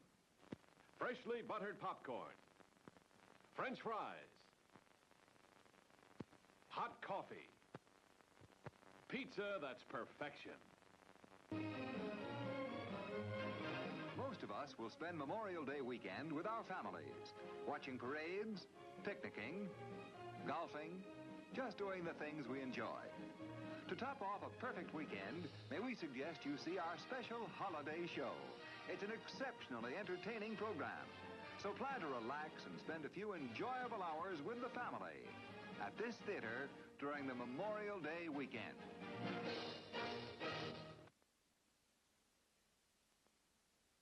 Good evening, folks, and a hearty welcome to our drive-in theater. We have a wonderful evening's entertainment lined up for you, one that will provide several hours of pleasurable relaxation and diversion for you and your family. Did you fail to dress up for tonight's show? No tie, an old shirt and slacks, a house dress? Well, don't give it a thought. We're glad you came as you are. We just want you to enjoy yourselves. Don't forget to visit our refreshment center during the intermission or any time. You love the tasty array of snacks we have to offer. So will the youngsters. Everything is quality and so good. We hope you'll make this a weekly visit.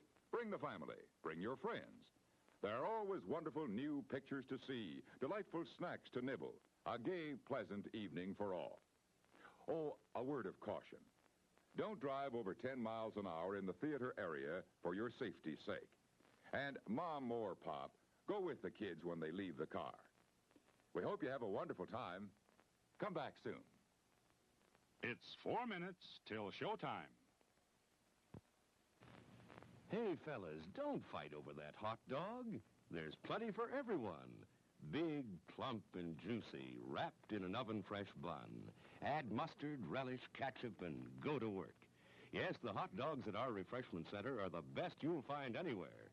Everybody agrees on that.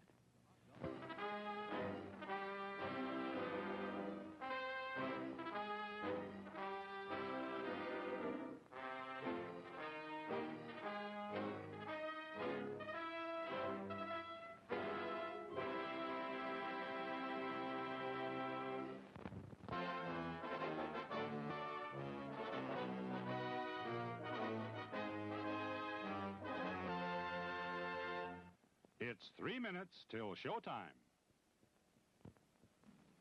Thirsty? The refreshment stand is open with everything to satisfy your taste buds. Here's the menu. The hottest, freshest, crunchiest popcorn. Each kernel popped to its fullest with that real movie time taste. Cold drinks. You'll find your favorite ice cold, tasty, and thirst quenching. And hot dogs, hamburgers, and candy, too. Now a short intermission, so you'll have time to make your selection before the show begins.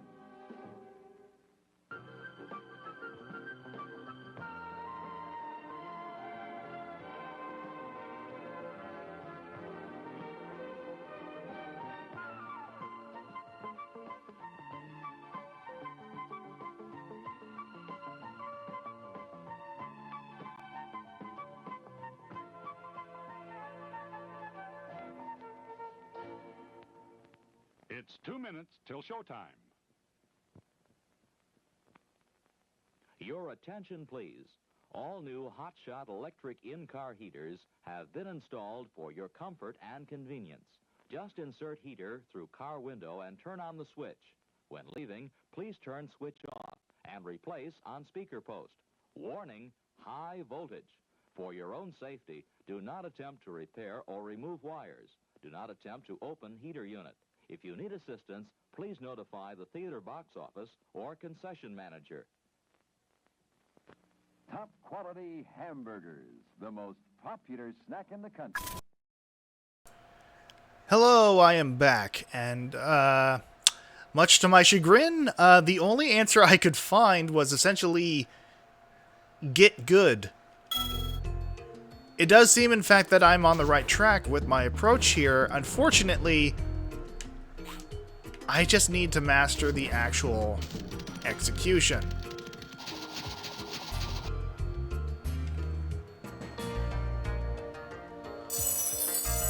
Granted, the only real footage I could find for the execution of this was in the Reignited trilogy.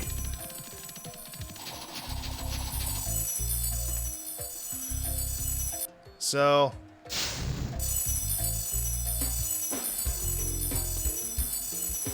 Did I play a Doritos commercial? Oh, you know what happened?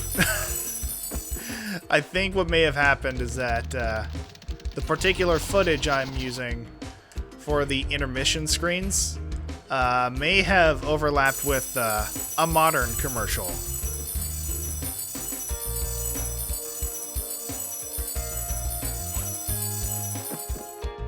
I was a bit preoccupied with looking up the solution to this particular dilemma.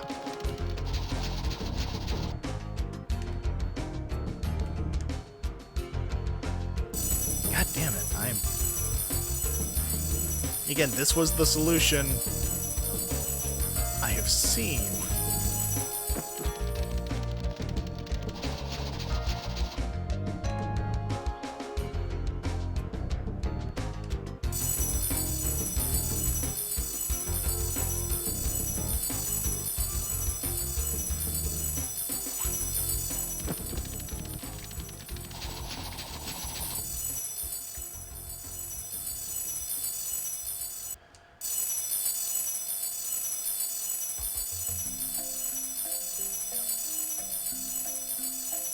You've never in your life heard a Doritos commercial?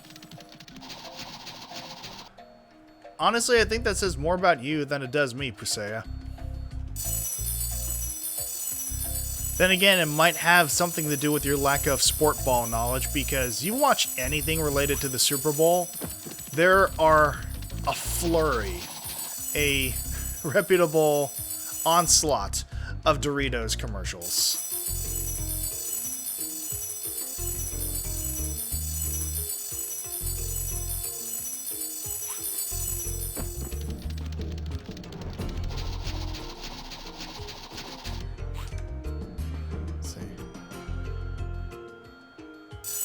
I mean, once again, that's largely on you. You stayed punished a lot and you weren't allowed to watch TV. Well, once again, Goblin. Yeah, see, again, at the height of my jump there,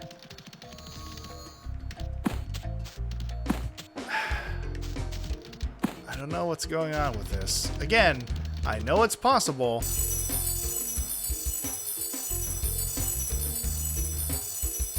Wondering if there's something else I need to do.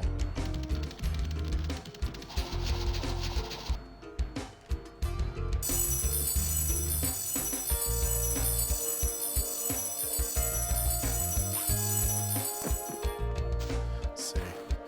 In your defense, you had siblings, so you took the fall for a lot of things. I had siblings too. But the TV was also on a lot of the time in my house, so...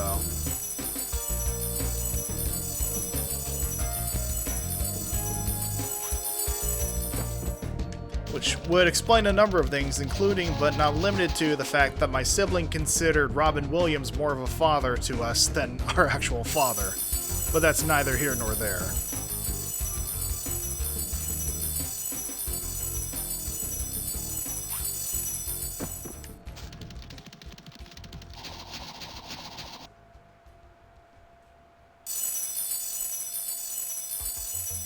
Well, says more about you than it does me, once again.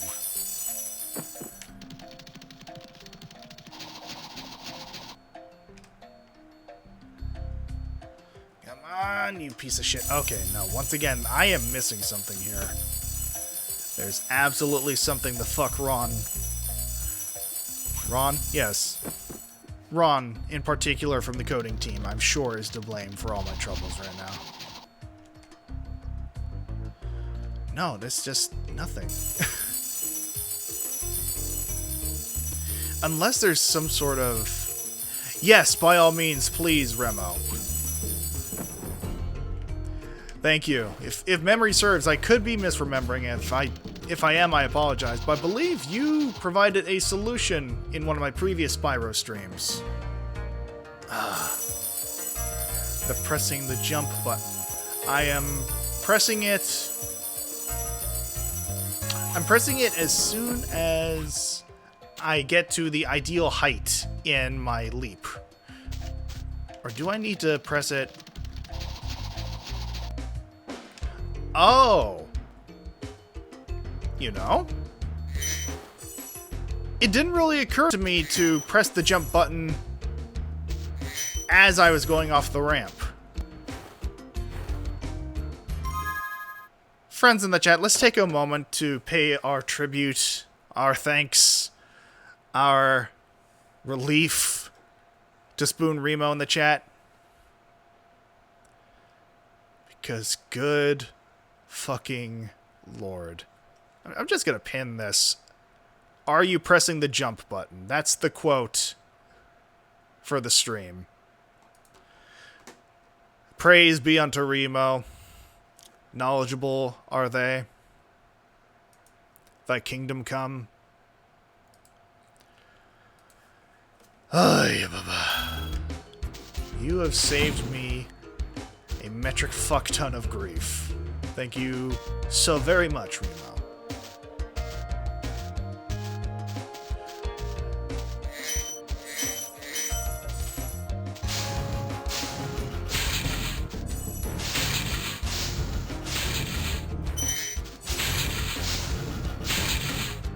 And you.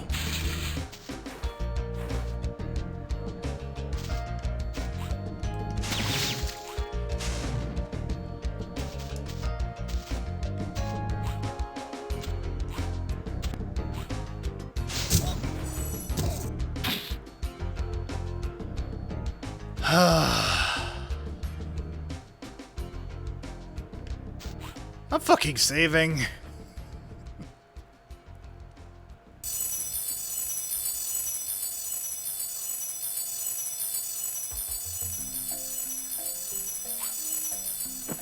Menu exit button. You know? That does make things a bit easier, doesn't it?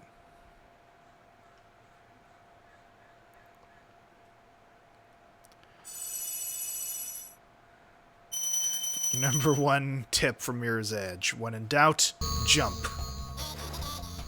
Don't you fucking start down there. Ugh.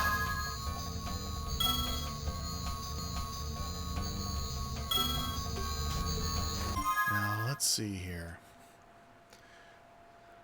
So I clearly have some more things to find on this level.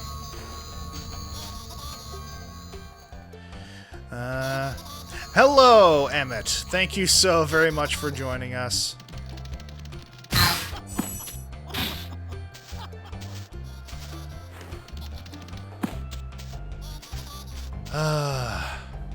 So you just missed a, my grief arc, as it were.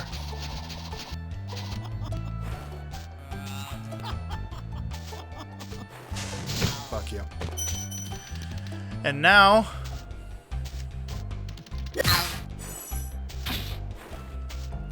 I am moving on to the bane of any world in Spyro,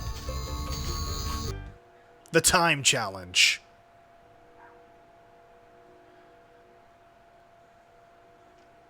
Wait until the treetops. Oh god.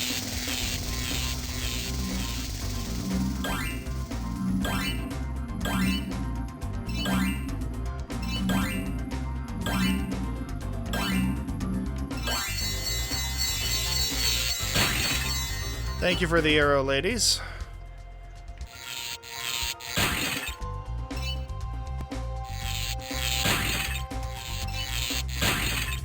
Once again, the tone of this level, I feel like in some ways it may have been meant for earlier levels.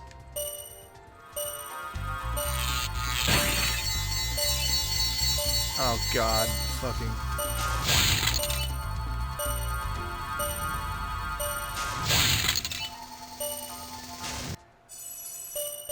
Well, that's setting the tone, isn't it?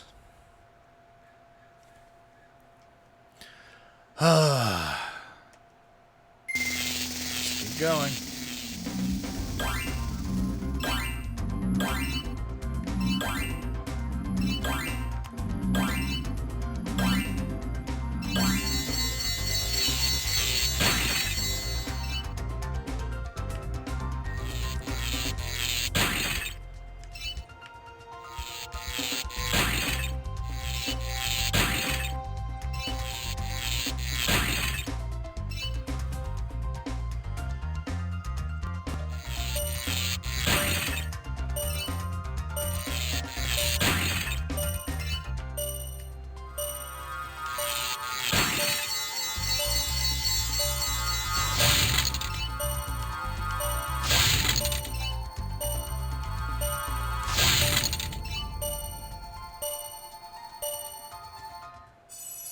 once again, I feel like I'm gonna have to try a few different routes with this one. Simplicity is not key.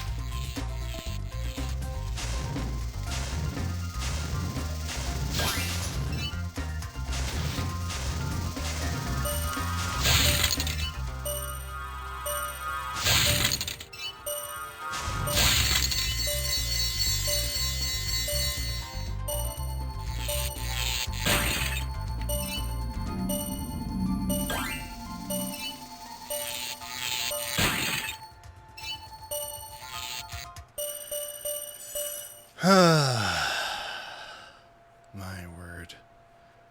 And oh dear, I think I'm starting to remember, Remo, the treetop levels you were referring to.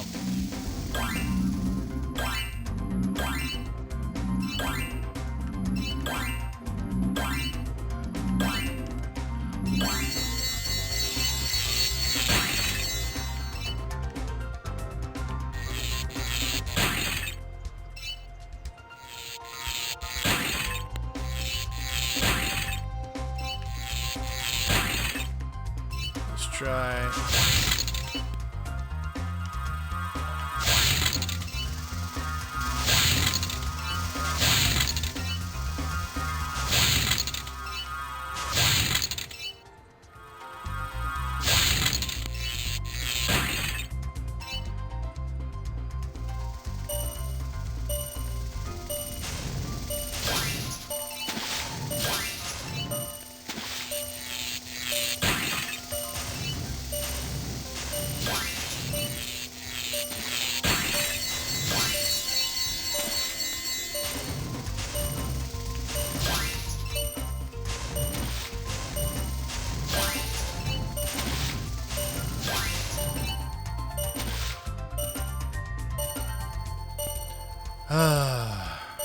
Well, that wasn't the one, but again, I feel like we're at least learning something. Oh, Jesus Christ, really? Alright, well, again, maybe not necessarily on the wrong path here. So I think this is going to be one of those levels that demand that I multitask.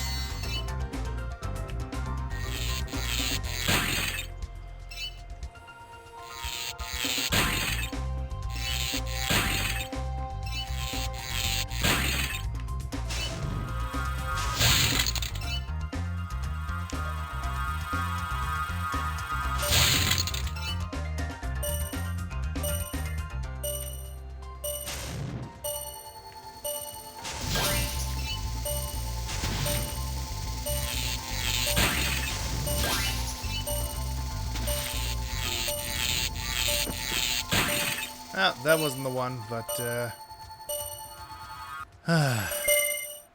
cooking something, at the very least. Is that what children are still doing these days? When they're pondering cooking, as it were? I mean, depending on how close I am to an aneurysm, I might be cooking as well.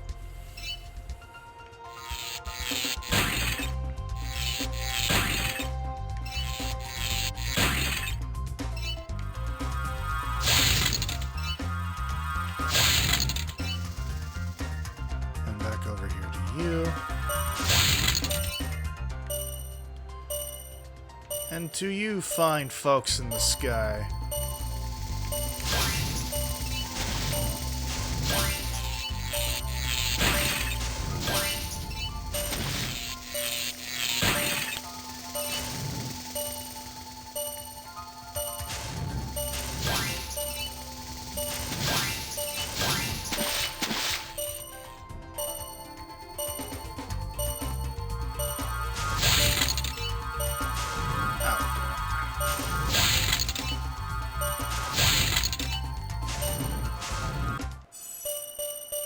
Not the worst run, but again, need some fine-tuning.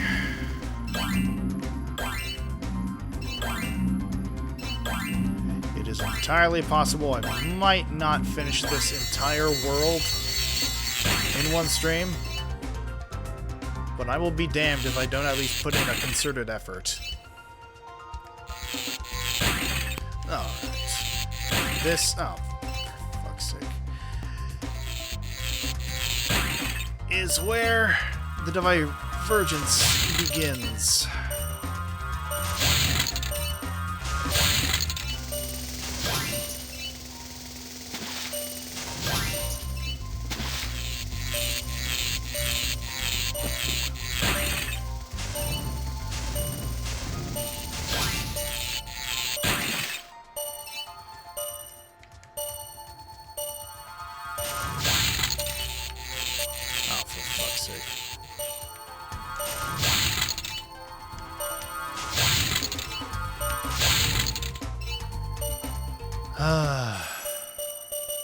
Not quite so much.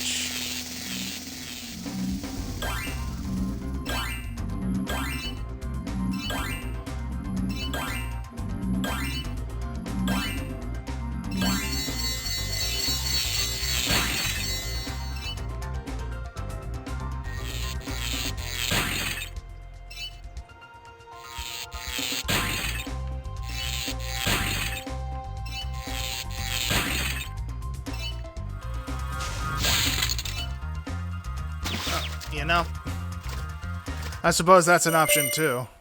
Just high diving into hell.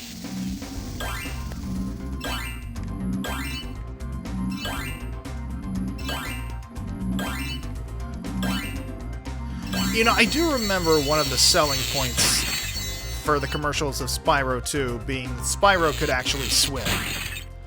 And I suppose it makes sense he's still, as the children say, a baboo in this game. So he has a lot of room for growth.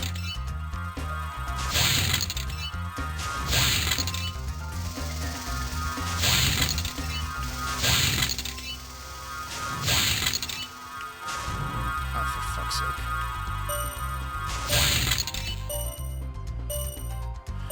I might be onto something here.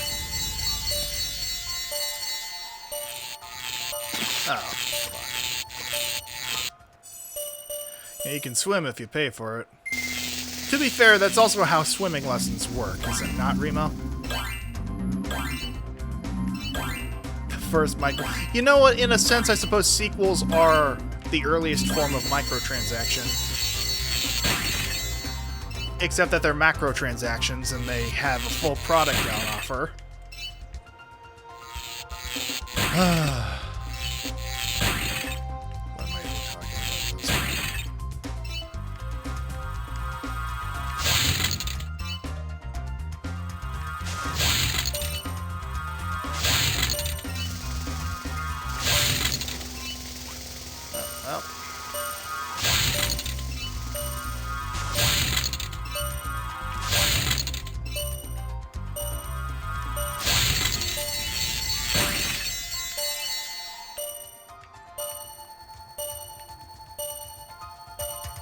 Once again, left myself high and dry here. Let's see. You've 99 problems and capitalism caused all of them. Now you're catching on. I say as though you weren't already painfully aware.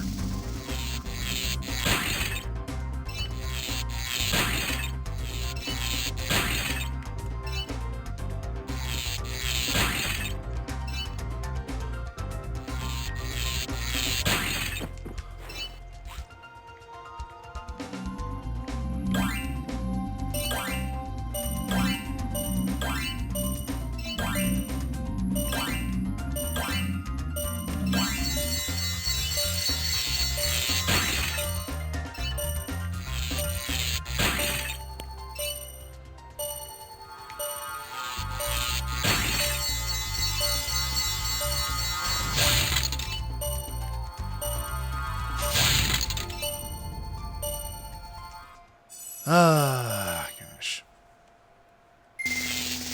Not so close that one time. I think that was my third attempt.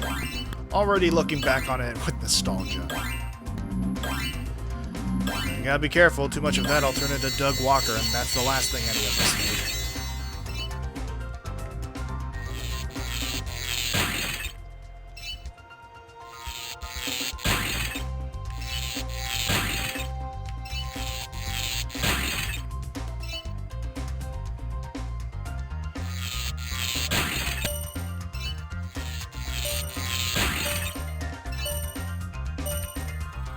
Ladies.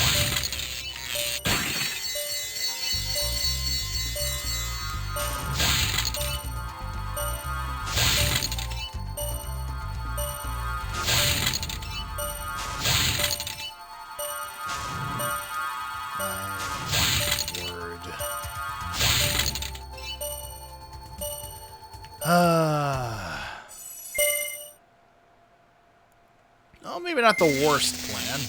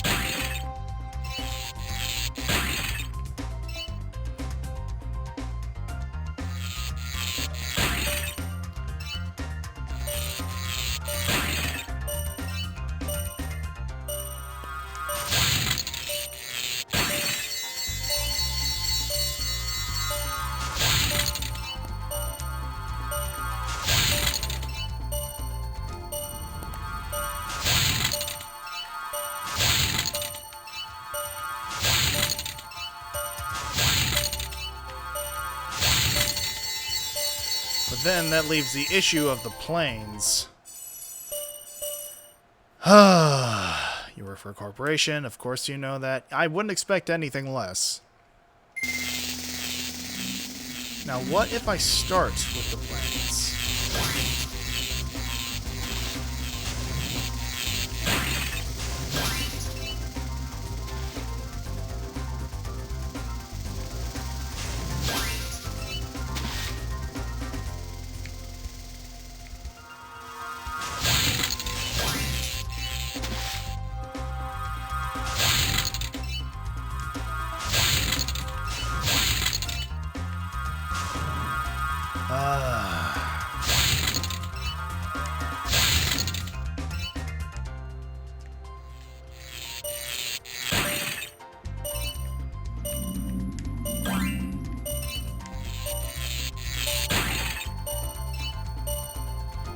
No, at this point I'm just rambling and shambling and achieving much less than I would have otherwise. Rings, arches, planes, chests. I could give that a shot.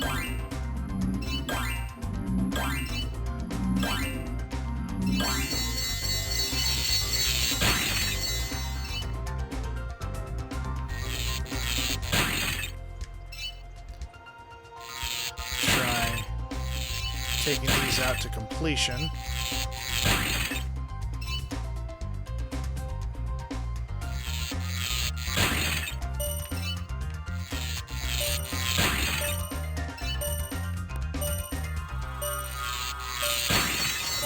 Alright, now. Oh, might be onto something here.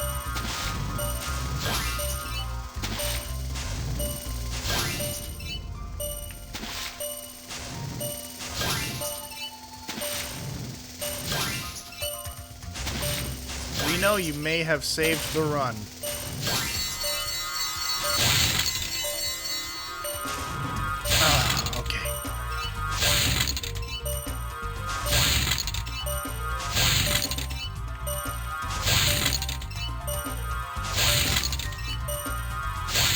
Holy shit, Remo, my apologies.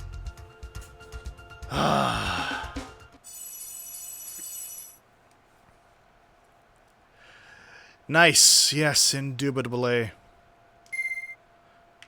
Try again. Fuck that noise.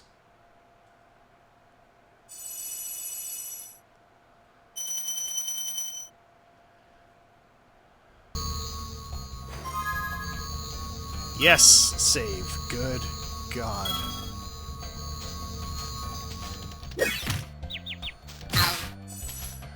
Alright, Remo is in fact the goat.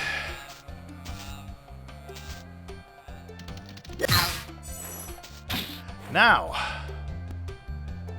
I know I need to get over there. The issue is how?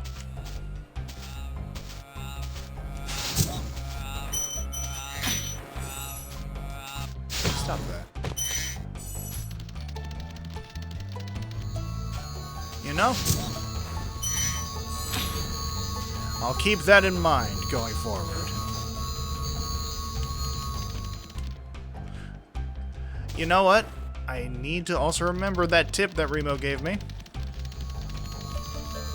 It usually helps. Oh, well, no. That didn't help anything. Well, at least I have a good amount of saves.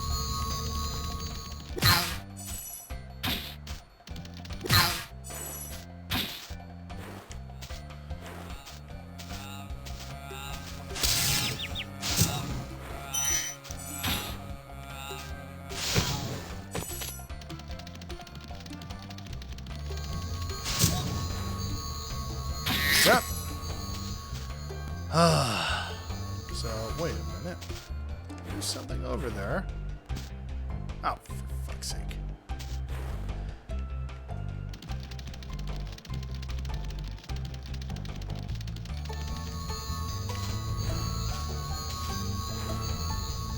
The Wizard Peak.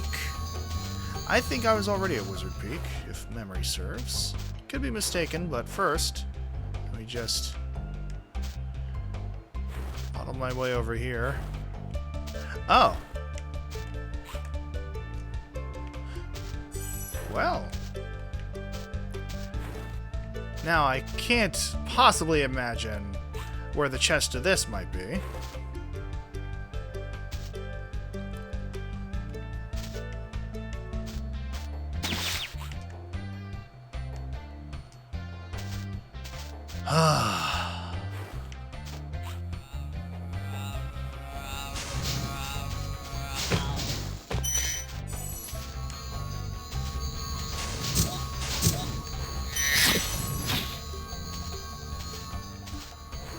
No, I have to get over there. The peak.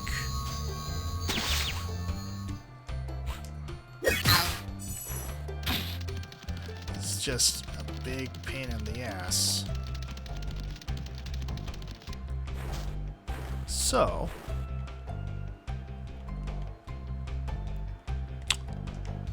I don't believe. Actually, I wonder. Oh, I think I know what I have to do. I know I have this. I know what I have to do, but I don't know if I have the strength to do it. Well, let me save up here just in case. Okay. So, what I need to do is supercharge.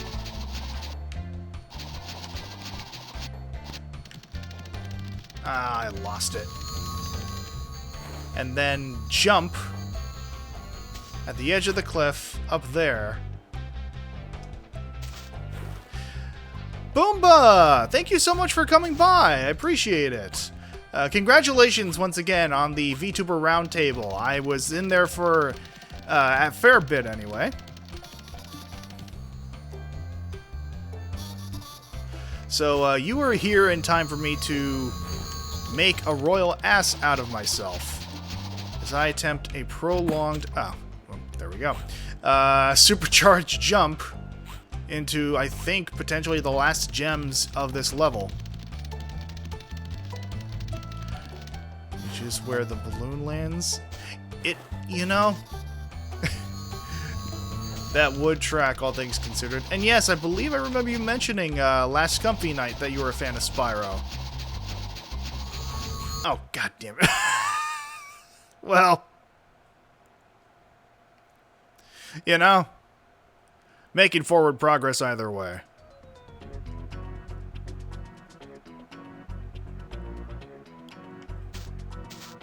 Yeah, this is a new level.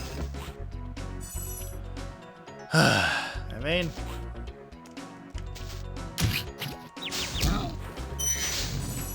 wasn't where I was trying to go, but it's where I needed to go. I suppose that is the hero's journey in a nutshell.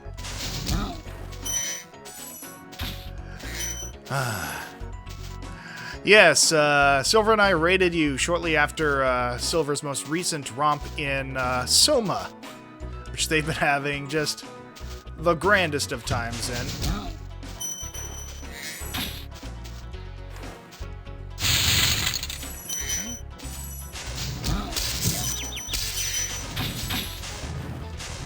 Get over here.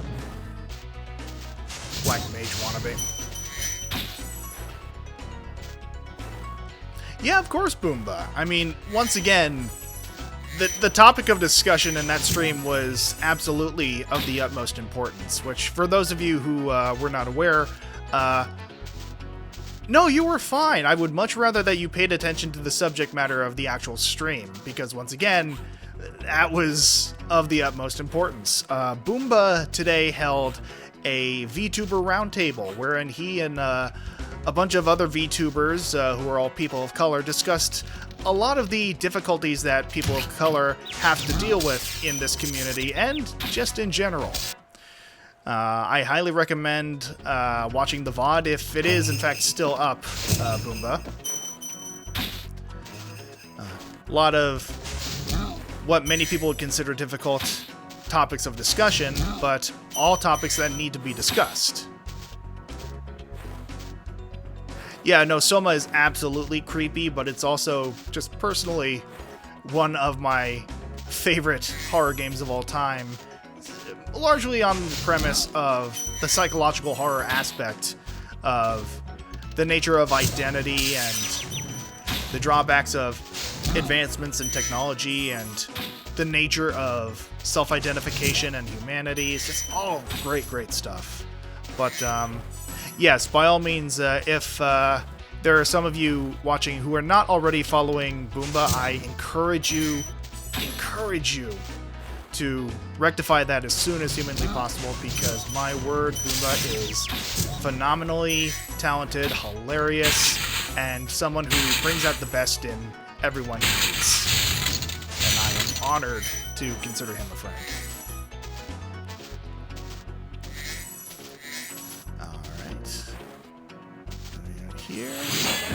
Here we go, Jarvis. Welcome to Wizard Peaks. This is my favorite supercharged spot. Use it to bash those wizards. For a split second, I thought he said Flash, and you know what? More power to you, buddy. I'm good. Yeah, I meant every word of it, Boomba. All right, now. Oh, hold on. Anything? I just came from here, if I'm not mistaken, but never hurts to triple check.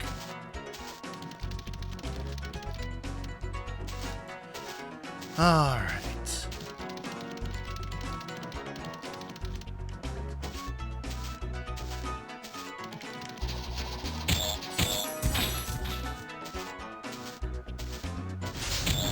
There we are. Now, this is the level I specifically remember being associated with the supercharge mechanic.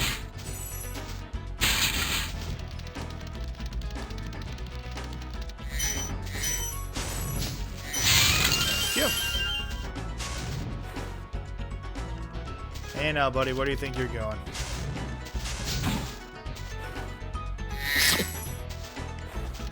Bowling.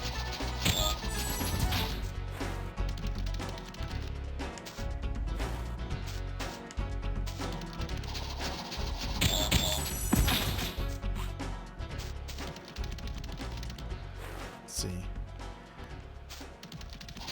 No, I would absolutely say take a break from scary games tomorrow, Silver. Play something that is self-indulgent. You had a veritable time of it today. You can always save the next Soma stream for next week. I don't think there's a single person here who would blame you. In fact, I would imagine...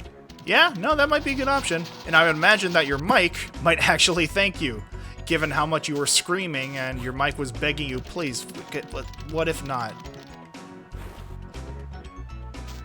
Not to call you out, but...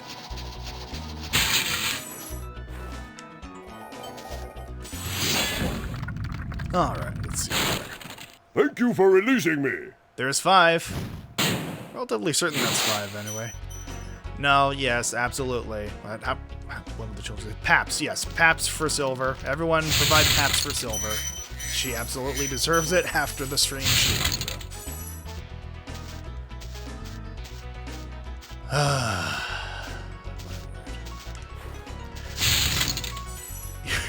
Zoned in and out at the wrong time. You know? I can understand now that you mention it how that might be a bit unfortunate. But I digress, yes. Silver is also a dear friend of mine, and if you are not following her, you are doing a horrendous injustice to yourself. In fact, I have known Silver for the better part of 20 years, so I can attest to the fact that she deserves, as the children say, all the good things.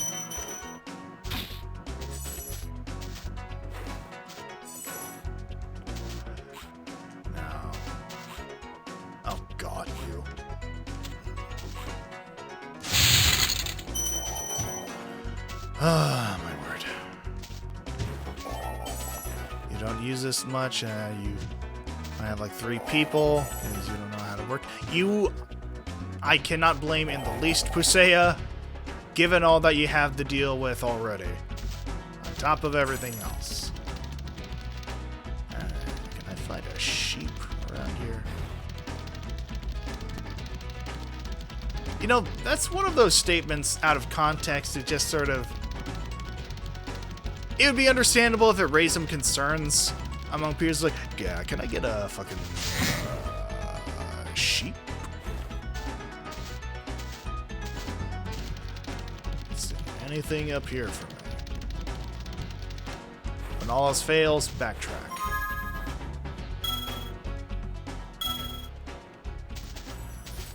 Ah, my word.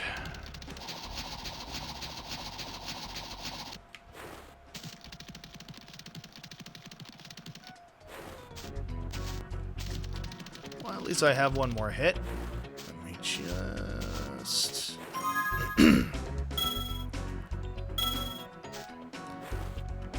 How do you follow people? By pressing that heart button near the bottom of the screen.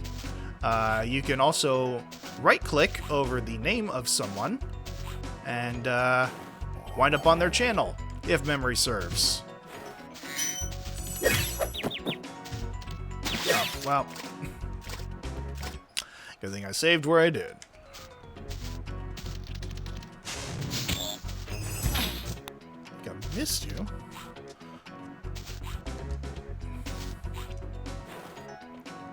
On your computer. Alright, there's another dragon.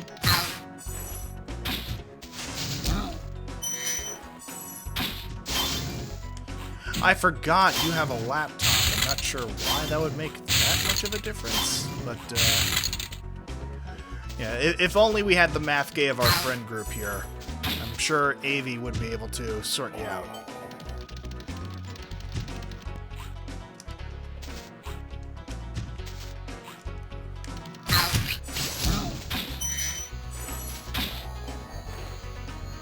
There you go. See? Told you goblins are smarter than you give credit for. Listen carefully, Spyro. There's a secret area in the artisan home. It is at the waterfall. Try jumping on the stones there. Artisan home, waterfall. Sounds good. Yeah, I kind of beat you to that, buddy.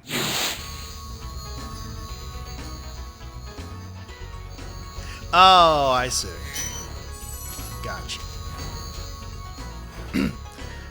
You know, it's also beneficial that I have translators here for me.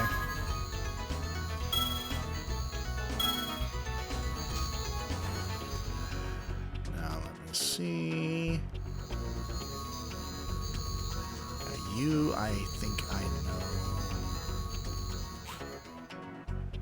how to get to. First.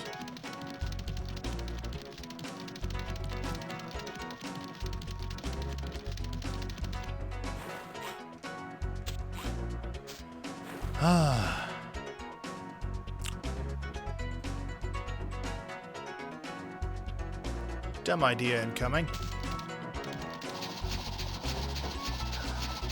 Hello! Yes, thank you very much for joining us, Lorelei.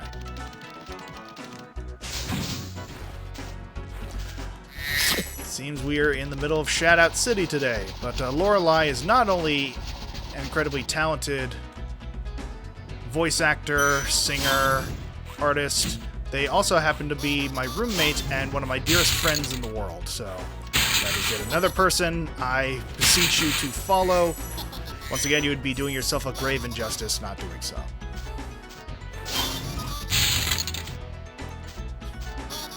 Don't thank you yet. I mean, there's always something around the corner.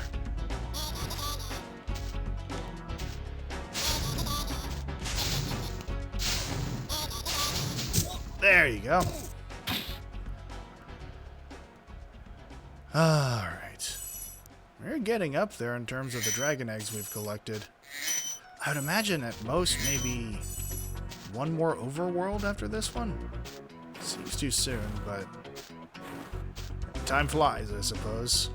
I did not mean for that pun.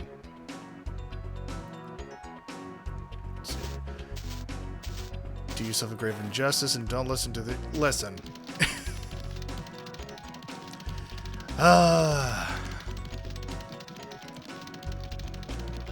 You know, you say that, Lore. 3 more homework. Oh, God. I guess we're still going strong then. But you happen to say that when a good chunk of the Lore Defense Squad is here in the chat as well. We have Silver, Boomba, if Boomba is still in fact here. Oh, God. I missed my turn. I doubt there are any children out there who would still get this reference, but I made a wrong turn at Albuquerque.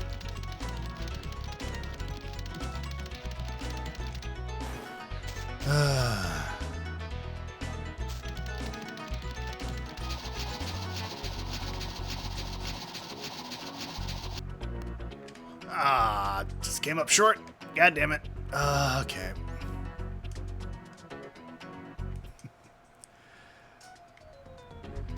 I mean, there you are.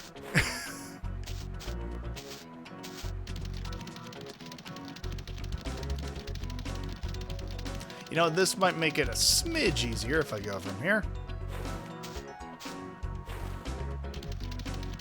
I mean, ¿por qué no los dos?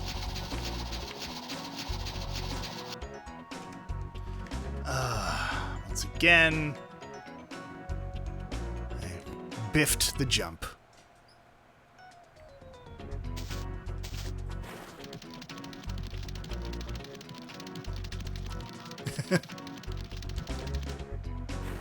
Spoon's top tip number 1. Jump. Yes, I do in fact recall. It's just a matter of executing said jump efficiently.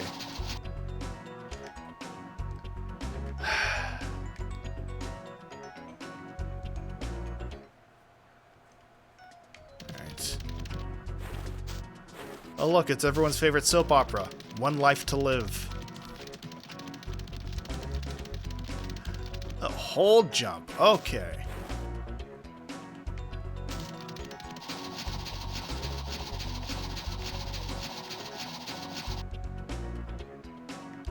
Now I held jump.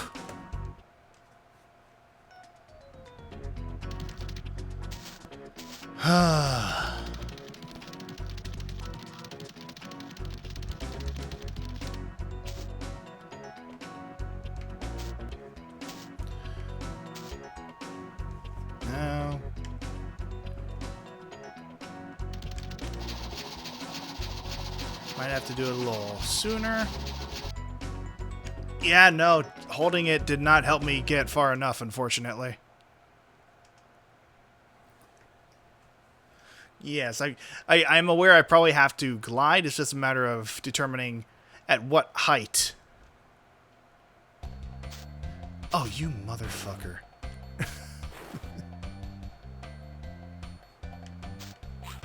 Yes. That's also entirely possible. I think, all things considered, I've gone a good chunk of the way through this world. And even though I haven't quite finished it,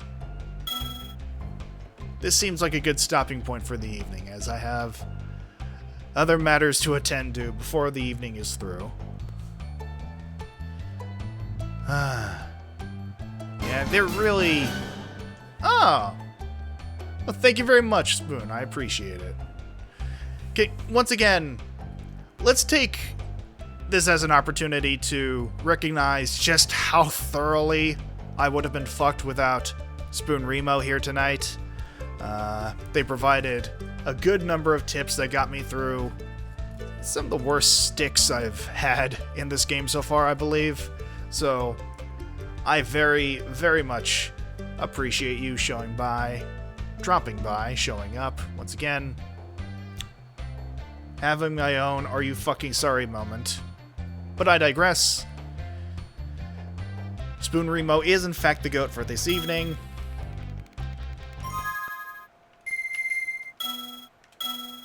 And I would very much appreciate you being by next Saturday to help me out of additional dire straits.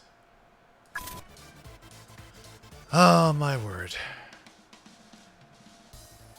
But yes, hydrate. I should probably do that as well before I end things for the evening.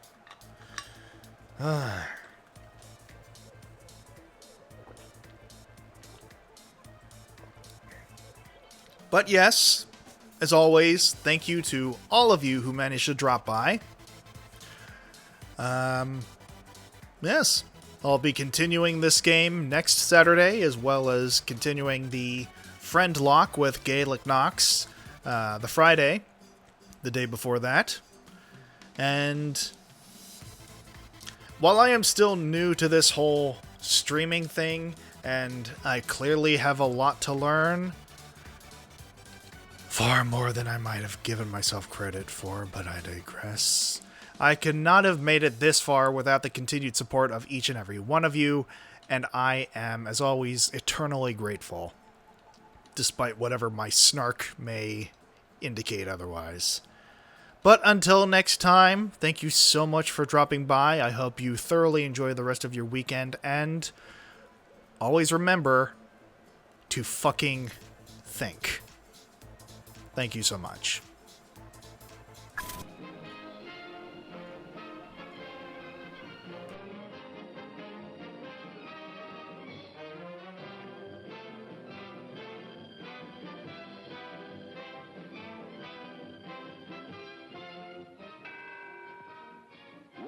Till showtime. Satisfy yourself with a thirst-quenching drink. Your favorite beverage awaits you at our refreshment stand.